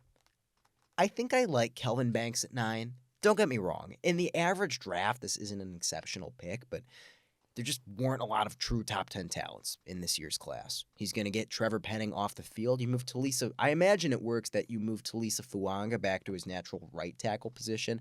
I do think that that's a pretty substantial upgrade, even in year 1, because Fuanga, I think this accentuates his ability to have a year 2 breakout, and I think that Kelvin Banks is a relatively pro-ready player. He was never a guard to me. I know some people view him that way. I think he's the second best tackle in this class. And when you're the Saints and you just need pillars all over the field, you're rebuilding, I don't have any issue with taking your franchise left tackle at 9th. Is Campbell one? A tackle? Yeah, a tackle. Yeah. Okay, I was just like, because if you have Campbell at guard, I imagine it would be Josh Simmons at 1. Ooh, Josh Simmons is so hard just because like, of the injury. We both injury. had Simmons below Banks as prospects. But I was like, tape grade, which one do you think is better? Simmons. Yeah. And I don't think it's like all that close, actually. I'll agree with you on that. It's kind of tragic that Simmons had that fog of war injury because you just want to call a shot on him, man. You want to say that this is the best tackle in this class, but then in the back of your head, you have this might look stupid as hell if he gets hurt. Yeah. But Banks, I think you agree with I think this is a good pick just because it's hard to talk yourself into it because at 9 that just seems high, but you kind of had to take the 17th best player in a normal class at 9, and they did. That's fine, and you can't hate it because now you've got your starting tackle duo for the next 6 to 8 years. I mean, there's nothing to hate about that because if you know something about Banks, he's going to start for a long time. And Fuanga, I don't think that maybe he has a year 2 second breakout. I think he could break out year 1. I mean, he was a bright spot. And the reason he hasn't been talked about as a potentially, next year comes, I think we're talking about him as top 5 right tackle in football. Top 5, all right. He Call your was shot. that good last year. And people didn't talk about it because New Orleans was just dysfunctional as a whole. But man, when you're watching New Orleans, like who's that guy who's a competent football player? Oh yeah, it's Talise Fuanga. Doing absolutely making the best out of a horrible situation. Banks and Fuanga, that's just a nice duo. Can't hate it. I gave it a B. And now we get to the Tyler Shuck pick. Breaking news for anyone who has not heard: Derek Carr has died. So the QB room is down to Jake Haener, Spencer Rattler, and I think Shuck is the only other quarterback in that room with them. He's going to be the day one starter. Well, 40th yes. overall pick. If They're he's not going to start injured. Rattler over him. If he's Oh, not injured, no. Right? Oh, you take it away because we'll get into the injury history. Yeah. Well, let's just do a quick postmortem on Derek Carr. Yes, retires. An interesting career, of all accounts. MVP, and a former MVP candidate. Also, for some seasons, looked like a top 10 quarterback. Some seasons, Raiders and Saints fans were calling him a terrorist. Very, very fun guy to watch. And as a Broncos fan, I always dreaded going up against Derek Carr because, man, you never knew what you were going to get. He was just a really weird guy, really weird player, but all in all, very fun to watch. Definitely made a positive impact on the NFL when he was there. But now he's gone. Sucks that the injury took him out, though it was really funny to see Saints fans' reactions to it. It was like, I mean, we've all seen the picture of the World War II soldiers reading the Hitler Dead newspaper, and I saw that picture so many times from Saints fans when Carr retired. It's like, I can't blame them. If anybody's going to have PTSD from a quarterback, it's watching Derek Carr play football last year. Chris Olave had a nice little party with his family, a couple days ago when he saw the news. But they're bringing in the heir apparent, Tyler Shuck, who the streets are saying Tyler Shuck, his ceiling is Derek Carr, so sure. I have this pick as an F. It's a D now because I was still under the impression that Derek Carr had a real chance of coming back. Now that if they knew he was retiring, this does make some sense. Because realistically, Tyler Shuck, when he's healthy, he's probably an NFL starter. I don't know how good of an NFL starter he'll ever be. But the caveat is that when he's healthy, he's an NFL starter. A guy who has not been able to stay on the field in a 7-year career at Louisville, Oregon, right? He played in Oregon for a little bit, didn't he? Yeah, that is where he started his career, and he transferred to Texas Tech. Texas Tech. Later Did he play for on. Wisconsin at all? No. You're thinking of Tyler Van Dyke. I am. I'm thinking of Van Dyke. And then he played for Louisville. Played for a lot of teams. Was good in his last year. Really good tape in his last year. Arguably the second best QB tape in the class. Though I'd still give that to Sanders. Me too. I give it a D. Right? It's not a good use of capital, but you need somebody to play quarterback. And Tyler Shuck can play quarterback for 2 to 3 years until Kellen Moore gets fired. First of all, I just want to acknowledge that Derek Carr went out doing what he loves, throwing himself toward the defense and getting lobbed up into the air and coming down at very painful angles. He did not fumble the ball on his last career Superman dive. He always had a knack for that. I'll always remember Derek Carr and his ability to reach out for the end zone and get hit and have it bounce off the pylon for a touchback. Tough guy. Derek Carr, we do love you. We do. I think we view the Tyler Shuck pick utterly the same. It's no longer an F for me because when it looked like Derek Carr was still probably going to be their future starter, reluctantly or not, this was just awful because Tyler Shuck is not a quarterback you should be taking in the second round. Like you said, his upside is probably Derek Carr if Derek Carr couldn't stay on the field consistently. But you need somebody to play quarterback. I would still rather it just be Spencer Rattler because this is the same conversation that we always have with the Saints. They are rebuilding. They need to rebuild. You are not in your window anymore. You don't need to draft the relatively pro-ready quarterback who's pro-ready because he's in his 7th year in the second round. Please, in a deep class, just spend this on a really good football player. I think I'm maybe even a little bit lower on Tyler Shuck than you because I'm not confident that he's an NFL starter. Oh, yeah. I mean, I was higher on Shuck's tape than most. Being an NFL starter is really challenging, and I like his processing. I don't know if it's enough of a strength for it to be like his bona fide thing because I think his accuracy is solid. I don't think it's elite. His ability to play within structure definitely progressed at Louisville, but then again, we're going on a 1-year sample size because he has a lot of ugly tape throughout his career. there's just a lot of projecting with him for a player who is in his 7th season and has a decorated and very legitimate injury history. Like, we're not talking tickies tack stuff. We're talking like ACL. his bones and ligaments may just not be able to hold up. He's had, I believe, injuries to his throwing shoulder as well. It's not abysmal because you're going to see him in year 1. He's going to play. He's going to have a role. You understand the vision. But to take him in the 2nd, come on, Mickey. Come on. Yeah.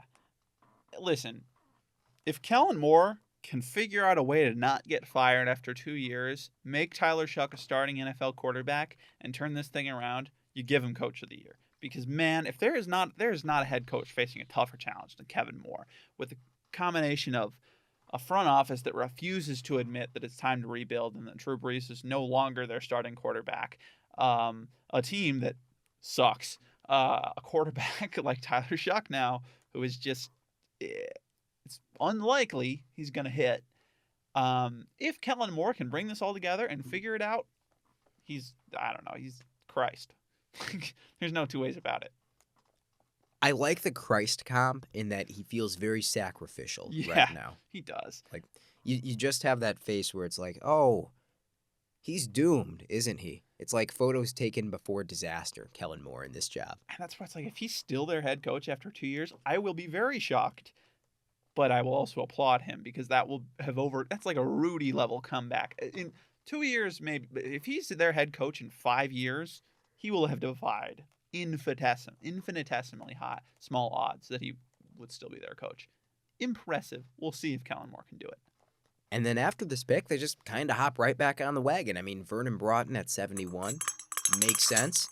He's going to be a starting defensive tackle and help them play the run. I think he does have room to grow into a quality starter along the defensive line. Hard pick to dislike. Your thoughts?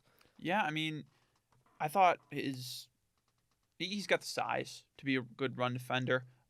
You look at his frame. I think most people said he was run defender first. I disagree. I think he's a pass rusher first. I think what he's best at Texas. Really nice compliment to Alfred Collins.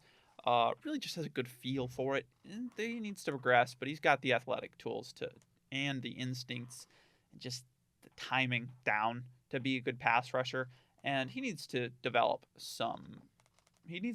develop quite a bit in the run defense, especially if we can just add more strength and mass on that build, he can be a really nice starter for you, above average defensive line starter. And with those athletic tools in that field, he will be a backup for you at the very worst, a good rotational player. I think this is about where he should have gone. Good pick for the Saints. Now talk about your boy Jonas Sanker. Yes, sir. Jonas Sanker, I am so glad you went this high. He's just a really good football player. Where he lacks in, some tackling issues, and he's not like the best coverage player you'll ever see. He makes up for an absolute motor and wanting to run down the field and kill you. He's a good athlete, good coverage chops, solid tackler. Like to see some work done.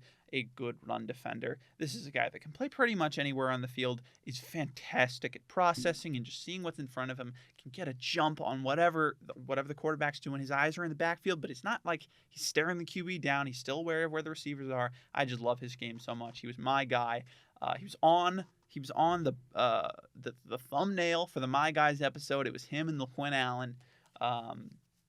So I love Sanker. I'm very glad that he got into the 3rd round, and this is about where he should have gone. A great pick for a team that definitely needed another safety, though they did bring in Justin Reed, which, why? They had to do it at least once, man. Come on. So I gave this an A-. This is a really great pick. Sanker is the type of player that I could absolutely see getting run over by Wyatt Tettler. However, the run gets stuffed for a loss regardless, and he jumps up and screams at Wyatt Tettler for, impacting the run play, and then he goes back into the defensive huddle, and he says, I just got put on my ass. Yeah. Have you by chance seen that highlight? Oh, yeah, I have. He's that guy. He's going to learn from the best in Tyrann Mathieu. Absolutely. He's not going to be Tyrann Mathieu. He could be Diet Tyrann Mathieu. Diet Honey Badger. Maybe he'll be What is a Diet Honey Badger? Jam Badger. I don't know. What? Just a badger? Okay, WebQuest time. Honey Badger, but less. Okay, what? Animals like badgers. 17 animals similar to badgers. Honey weasel? Wildly animals.net. Otters and weasels are the number 2. So is he an otter He's or a is he a weasel? He's a honey otter. I think he's a honey otter. I think he's mean like a weasel, but I don't want to call him a weasel because he's a good locker room guy. Weasel's not a good locker room guy. What is that? That's a weasel. Oh yeah, he might be a weasel. No.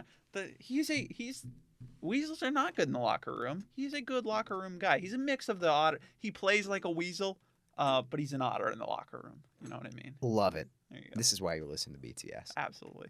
The honey weasel otter coming next to New Orleans. And then Danny Stutzman in the 4th round. Keep knocking it out of the park. Can't argue with it. Wow. Future starting linebacker for you. I don't think Danny Stutzman is maybe the pure run defender that people make him out to be. I think he's fairly active in zone coverage. He doesn't have the athletic tools to run man-to-man, but I don't think he's terrible sideline to sideline either. Just a fairly complete, moderate upside prospect that is a really solid value in the 4th round, where we saw guys like Nick Martin and, who is the other linebacker we were whining about? Jack Kaiser going before him. He went earlier. Good value. Wow, yeah. Stutzman, he's just your classic starter. I compared him to Alex Singleton. I think he'll be that kind of player. An average starting linebacker who's probably a little bit better than average in the run and a little bit below average in coverage. But he does have a really good, I like that you mentioned that he's a really good feel for coverage that I feel like most guys of that mold don't. He knows what he's doing. He's maximized that athleticism. Those instincts are absolutely there. And plus, locker room guys, well, everybody in Norman loved him. That senior night game when they went out there and they beat Alabama with him at the helm, that was his night. That was a great moment. So definitely a great pick for the Saints. And him playing under Demario Davis, who Davis is obviously the best example of someone of that mold becoming just a all-pro. I'm not saying he is Demario Davis. I don't think it's the potential to be Demario Davis. But if anybody can get him up to close to that level of play, it will be the man himself. And then were you a Quincy Riley guy? I was not. This is pretty early for him. Yeah. An undersized, physical, aggressive corner with some flashes of ball skills. I don't know. In the 4th round, you can't hate it because they have a vision for him clearly, and he'll find a way onto the football field. I liked him better in man coverage than zone, personally. I don't know if that's a popular opinion or not, but doesn't have the size to really play man at the next level. There were still plenty of moments of him getting beat. I'm not a big fan of this. This is like a C to a C-. Yeah, I gave it a C- because, I mean, he's a nice athlete, and he showed some nice ball skills, but yeah, it's just a lot of bad tape over 6 years. 6? Yeah, he's a 6th-year senior. Like, what are we doing? The 6th-year senior who just really never showed much. And I agree with you, he's better in man than zone. That's just because he's just not very good in zone. He just does not react in time. Just doesn't read what the offense is doing. Doesn't tackle well. Doesn't help in the run. So you probably want to play him in the nickel because he's undersized, but it doesn't really do any nickel things. Maybe he eventually turns out to be an okay starter at best, but very, very strange 4th round pick. I didn't really get the hype for him over summer when I watched him then either. So seeing him go in the 4th round after, just a relatively pedestrian 6th-year season, that just did surprise me. Now, Devin Neal. I already anti-rung the bell for this one, so I'm not going to do it again. It hurts me he went this late, but it's an absolute steal. My guy at the running back position, fantastic player. Don't need to say much about him. I've talked about him plenty in the process. You guys know how I feel about him. Just, there aren't many pure running backs who are better than Devin Neal. If you removed athletic traits, which is, most of a running back's game, admittedly, if you removed that, Devin Neal is top 3 running back in this class. Getting that in the 6th round, not bad at all. And he's not a bad athlete. He's not. I think he's better than he's a better Kendre Miller, which, they already have Kendre Miller, and he ran some last year, so I'm not surprised they picked him. Disappointing he went this late, though. I'm going to take a lot off of Alvin Kamara's plate as Kamara gets older, and you want to make sure that he stays healthy as one of the few dynamic playmakers that the Saints have left. You can give Devin Neal a really heavy workload in year 1 if you want to, and it's not going to be an issue. Doesn't have an injury history, holds onto the football really consistently, can execute any run concept. Just rock solid impact 6th round pick. Ideal number 2. Maliki Madavau, did you watch him at all? I did. I liked him. I was hoping that he would get drafted, and he does. Good for him. Good for the Saints. Get another guy to throw into that tight end rotation. Essentially a blocking specialist, right? Yeah. I thought that there was something 10 to 15 catches a year worth there. A little more than Jackson Hawes. But, yeah, mostly blocking. But like 10% less of a blocker than Jackson Hawes, right? Yeah, a little At bit. least. I had Okay. Haas. Okay. Haas was quite a bit higher just because I think he's a fantastic blocker, and Matavea is a good but not great blocker. And then lastly, Fadil Diggs, right? Yeah. Yeah. Hybrid end type out of Syracuse. I only saw him a little bit. Yeah, I didn't see much of him just by omission, but I tested while I saw. But yeah, few reps I saw, it was like, this is a raw player. But he does meet the size and the testing parameters, so I'm not surprised he got drafted. They got James Burnip, punter out of Damn. Alabama, There you go. as a UDFA. A UDFA. Psychics NFL punter number 1. I won't Ooh. stand for this. This is And insane. And Psychics NFL punter number 2 went in the 6th round. What are we doing, NFL? Terrible. Just terrible valuation. For me, this tanks the Saints draft from like a B to like a D+, As even it though should. they still got the player. The fact that they didn't take him in like the 7th round. You got to go up and They get took a your flyer guy. on Fidel Diggs instead. Yep. Unbelievable. They got Marcus Yarns. Solid. Delaware guy. Nice. Learn from Kamara. There you go. Build out that receiving mold. Maybe can develop a little bit more contact balance, which I think he needs to add. What grade did you give the Saints? Factoring in the Tyler Shuck pick here, which kind of just throws a wrench at everything. I went back and forth. I did give it a B+, but I'm thinking it's probably more of a B because I really love what they did in day 3, but considering I'm not in love with either the Broughton or the Banks pick, I'm going to lower this to a B probably. A solid draft. They got a lot of good football players who are going to play for him deep into the future. I gave it a B. I don't like the Shuck vision, but I think they mostly accomplished their goal of just fill out the roster with future starters for you, build yourself up for next year. Yeah. Let's see. Where did the model had them pretty... Yeah, had them 22nd. Meanwhile, I had them 23rd. So it works out nicely. Yeah. Model's getting great results early on. It is. Second to last, we have the Carolina Panthers, who surprised and took Tetero Good. McMillan at number 8, and then followed it up with 2 edge rushers, Nick Scorton in the 2nd and Princely Uman Mielen in the 3rd, Trevor Etienne and Lathan Ransom in the 4th, Cam Jackson and Mitchell Evans in the 5th, and finally Jimmy Horn in the 6th round. You like what they did at 8? I do. I think I'm in the minority, but I do. I said on draft night, I said, okay, you took Tet McMillan, you got to go heavy on defense the rest of the way, and you got to get some good football players. And I think that's what they did. And they got guys that I don't think are going to be elite year 1, but that's not when they're contending. That's not when they're trying to make the playoffs. Because you ask any, could they? If Bryce plays like really well, maybe. But realistically, your window for playoffs is not this year. It's 2 to 3 years from now, and that's probably when the defensive players you drafted are going into their prime. Nick Skurton, Prince Monmielen, if you can develop both of them, they'll probably be good in 2 to 3 years. So, I like this. You spent luxury offense when you desperately needed defense, but you got Skurton, Monmielen, Camp Jackson, really nice, and Lathan Ransom, all really nice defensive pieces that you can play. A couple of them year 1, a couple of them you give them some time. So, I see what they were trying to do with this pick, and you get, in my opinion, he is a number 1. I think he will be a number 1 for Bryce Young, somebody you can trust and somebody who can catch a football outside, and namely outside of his catch radius. This takes a lot of the pressure off of your first round pick last year, Xavier Leggett, gives Coker a little bit less to do. Thielen is on less pressure to continue playing. Just everybody in the receiver room gets a little bit less off their shoulders, gives them more time to develop, and Tet goes to an advantageous spot where he gets a up-and-coming QB. I like this. What do you think? I don't mind it for him because, first of all, there is no blue-chip defensive prospect there to help on the defensive side. I mean, Michael Williams would have been fine with me. Jalen Walker would have been a little bit rich, but it would have been fine for me. It's not even like they were looking at Mason Graham.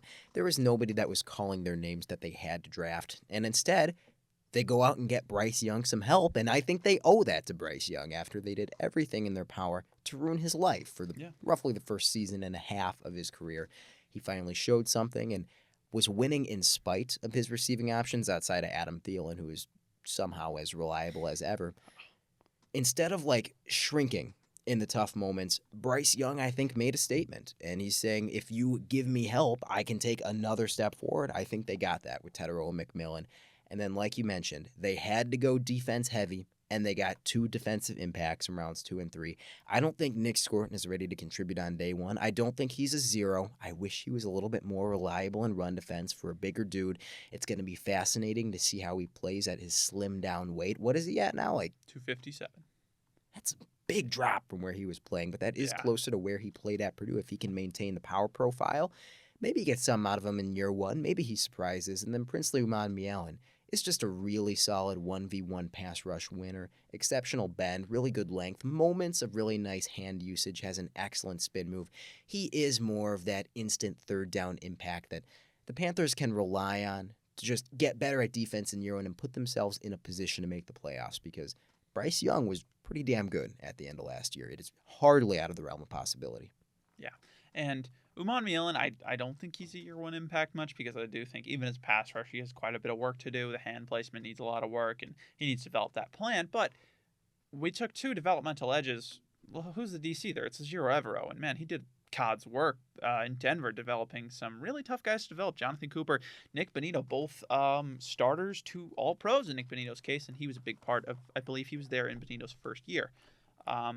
So he's done it in the past. Bonito of a similar mold to Princely Umanmielen. I think Umanmielen a little bit more raw than Bonito coming out, and definitely a worse athlete. That's why I had him as a 3 through 4, but this is about where he should have gone. So I think Evero has a plan for these guys, and that's why they took him. I'm excited to see how this works out. And if you can get good value from both of these picks, this class looks really nice, and they're probably making noise in a couple of years.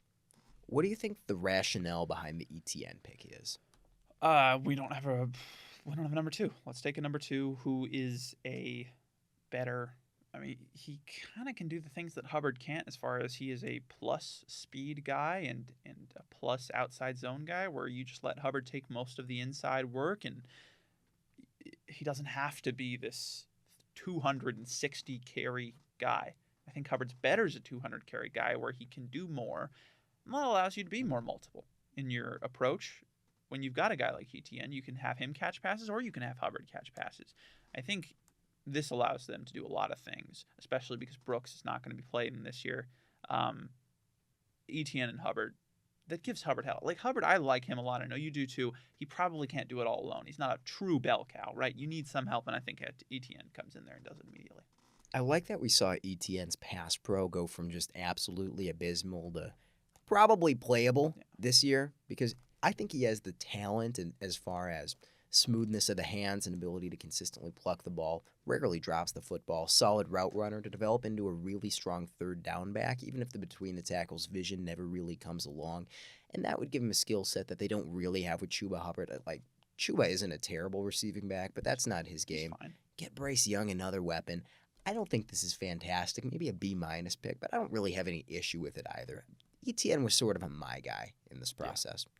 I gave it a B because I had a 3 through 5 on him as well, and he kind of does the things Chuba doesn't, and good compliment. Again, another pick that I just like. Lathan Ransom, savvy nickel to strong safety sort of player. For a guy in that mold, I really wish he was better at tackling. It did not come along at Ohio State, but I don't know. What do you think about this one? Lathan Ransom, sort of a not my guy. Yeah, I was a little lower on him as well. I think he will come in and be a year 1 impact, but really, realistically, just a rotational defensive back. You could use another rotational defensive back. It would be great to get a starter, but it's pick 122. You're probably not going to get a starter, so getting a rotational guy is not the worst thing in the world, as you said. If he was a good tackler, I'd be a lot higher on this pick, because there's not a lot of great tacklers in that secondary. You would like to get a good one in there. But, again, a competent coverage player who is a functional athlete, there's nothing wrong with taking that in the 4th round. I gave it a C, just fine. But again, invest in that secondary. Continue to do that. And then picking Cam Jackson at 140, I liked a lot too. So again, just making competent defensive picks. You got Tershawn Wharton to pair with Derek Brown. Cam Jackson, like the entire opposite flavor. A more nose tackle oriented type of guy, and Derek Brown can do that. But hey, it's never bad to beef up the defensive line, especially given what we saw from Carolina last year. I think this is right around where Cam Jackson should have went.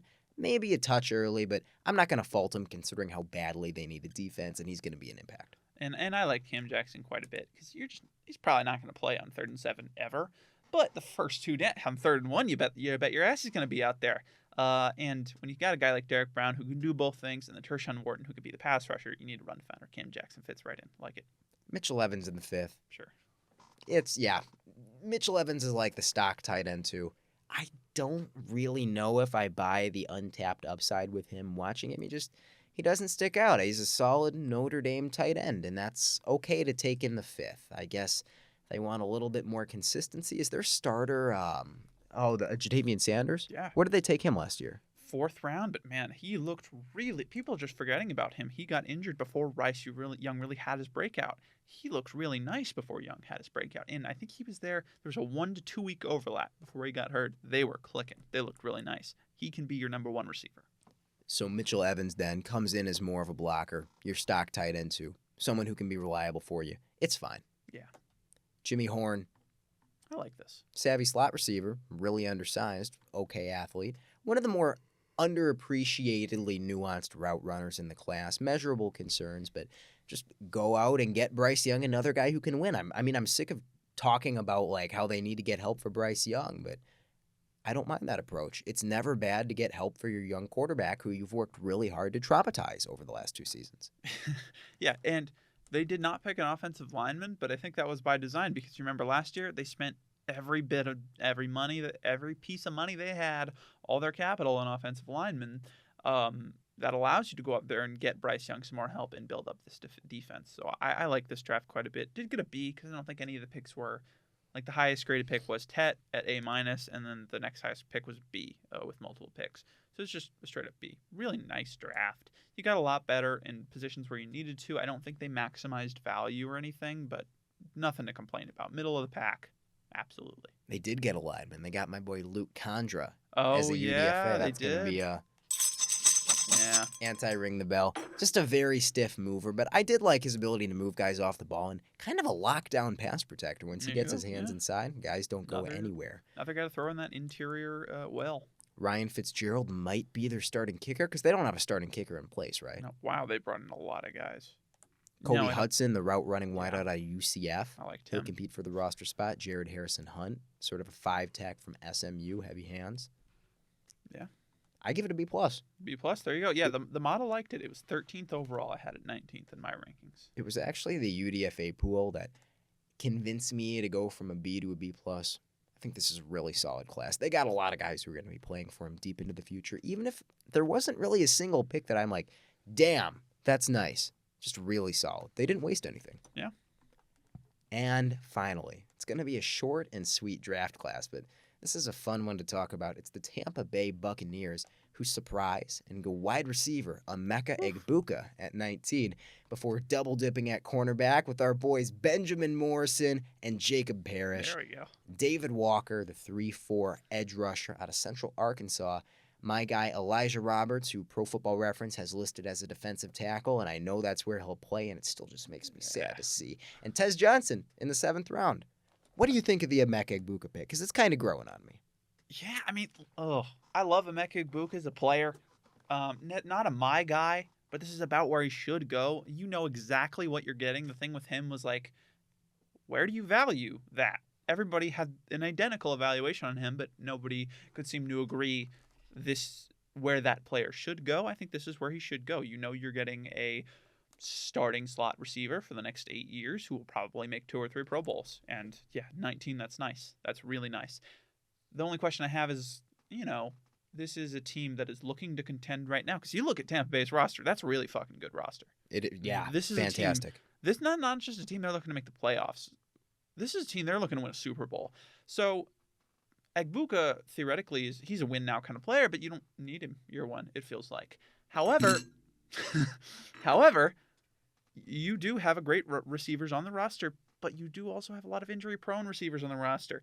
Mike Evans and Chris Godwin, they've both have their injury issues. So hopefully they both get a full season, but if they don't, Emeka Egbuka will be able to come out there and be a fantastic replacement. And Jalen McMillan has a fantastic first season, but at Washington, he did have some injury issues as well, and he's not the most consistent guy of all time. It is okay to have 4 starting caliber receivers on the roster, and it's not like Evans and Godwin are going to play forever. 2 years from now, you hope to still be in Super Bowl contention because this roster, it's very good, but it's also very young. So they're probably going to be good for a while as long as Baker keeps it up. I like this pick a lot. I gave it a B just because it probably could have been a little bit better, but not that much better. What did you think about it? Evans and Godwin, obviously a stellar duo, and then you have Jalen McMillan, who came on hot at the end of last year. However, like you said, they're not getting any younger, and they're not getting any healthier. The Buccaneers, how do I want to phrase that?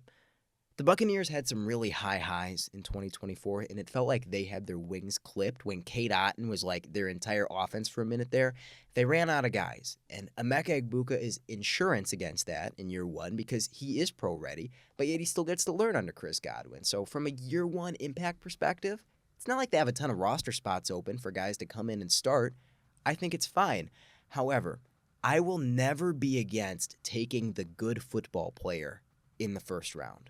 Because that's what good football teams do. That's what the Eagles do. They don't worry about, are you going to play in year one? They worry about, do we have a spot for you in our scheme, and are you good enough to play that spot deep into the future? Egbuka is. It opens up flexibility down the future. Like we've touched on, it's a hedge against injuries in year one. It's not groundbreaking, but it's really nice. And he's still going to play in year one. Tampa Bay used 4 wide receivers a lot last year, and they don't exclusively run 3 receivers, but they do like it a lot. They love to pass, and Baker loves guys who can catch the football in short and make things happen. And he also loves guys who can take a hit or two and are tough, and Emeka Egbuka is that guy. So fits really well. And I mean, who's to say that he's not better than Jalen McMillan year one? I think he probably is. It's just that Jalen McMillan, you probably want him to start. So, and yeah, I'm really, because this is probably the best possible spot for Egbuka to go, because if there's anybody I want to see him play under, it's Chris Godwin. Man, it's just going to be so good. You just know what Egbuka is going to be, it feels like. And if he's going to hit that ceiling of like 5-6-time Pro Bowler, Godwin's the guy who's going to teach him how to do it. All right, on to our guy, both of our guys, Benjamin Morrison at 53. I don't get why he fell this far. I mean, again, I didn't think the hip injury was much of an issue. Doctors said it wasn't much of an issue, but teams continued to have concerns about it, so I guess it was. But the tape does not lie. My number 11 player overall, when it was all said and done, getting that at 53, oh boy, nothing to complain about here. The Bucs don't have a lot of needs. We discussed this heavily going into the draft. Cornerback depth was one of them. And oh my God, did they answer, because Benjamin Morrison can start on day one. I think he's a solid fit for the scheme. And then they go with my guy, Jacob Parrish, in a defensive scheme that runs a very healthy amount of man coverage. I love that for him. And it's not like his zone ability is a lost cause. I think it needs work. I think he has some not great tendencies that need to be coached out of him, but there's a reason that Jacob Parrish declared as a junior he's going to be physical near the line of scrimmage, not just in press where he's very good, but also in run defense. 2 immediate impacts that have taken the cornerback room from, it's okay, it's probably not going to hold us back from winning a championship, to one of the deepest rooms in the league. For a team without a lot of needs, that is a way that you can maximize your day 2 selections. Yeah, and if either of these guys, you come into camp, one of these guys, I believe that one of these guys, if not both, you come into camp, yeah, that guy can start on day 1. But if either of these guys are, they can do what they've been wanting to do for a while, and we can move Tyke Smith back to safety, where you like him more. Etienne can play as a rotational kind of safety, because he was a revelation last year in that secondary. Nobody thought he was undrafted free agent a couple of years ago. Nobody thought he was anything. Comes in, plays like a starter. I'm like, holy shit, this guy's awesome. But realistically, I mean, I think he's your long-term starter, so having that rotation of, you get superstar Antoine Whitfield with Tyke Smith and Etienne just doing awesome things back there in the number 2 safety role. Zion McCollum, number 1 corner last year, and looks to continue that this year. Jamel Dean, a plus number 2. Then you throw in Benjamin Morrison and Jacob Parrish in the nickel and dime, swapping starts and stuff. Oh, man, this is top 10, maybe a top 5 secondary in football if it's working out.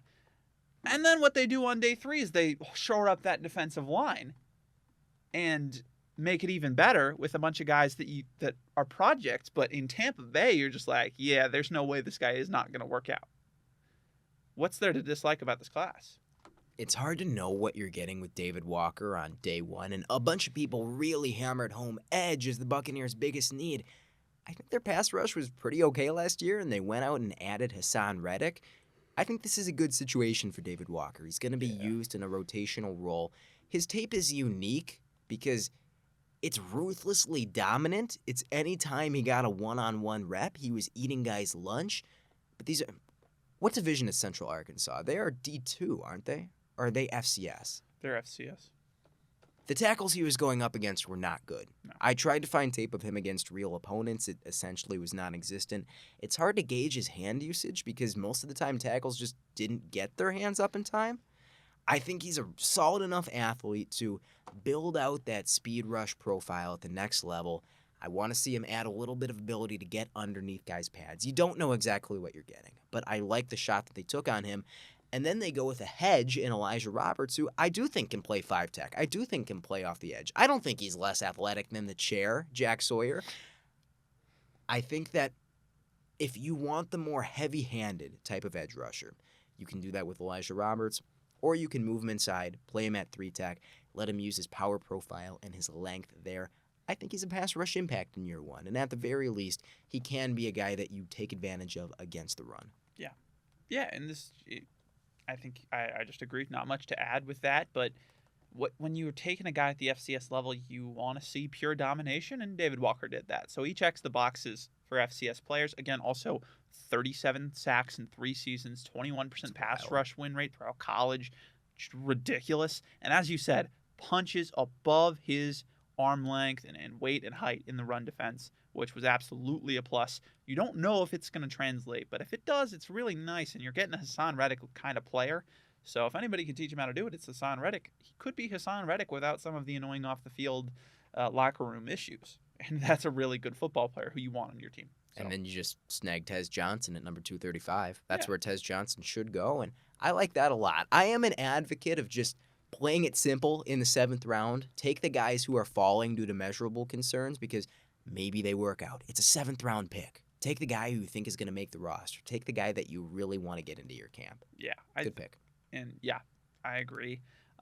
It's a good pick. I had a UDFA on Tez Johnson just because people were acting like he was just this.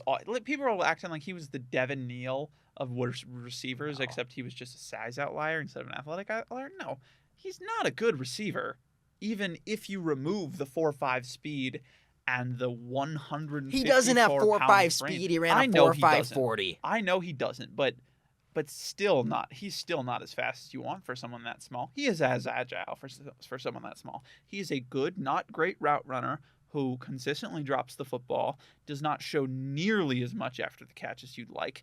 It's not anything. When there's physicality, he will get beaten. He will get beaten by press consistently.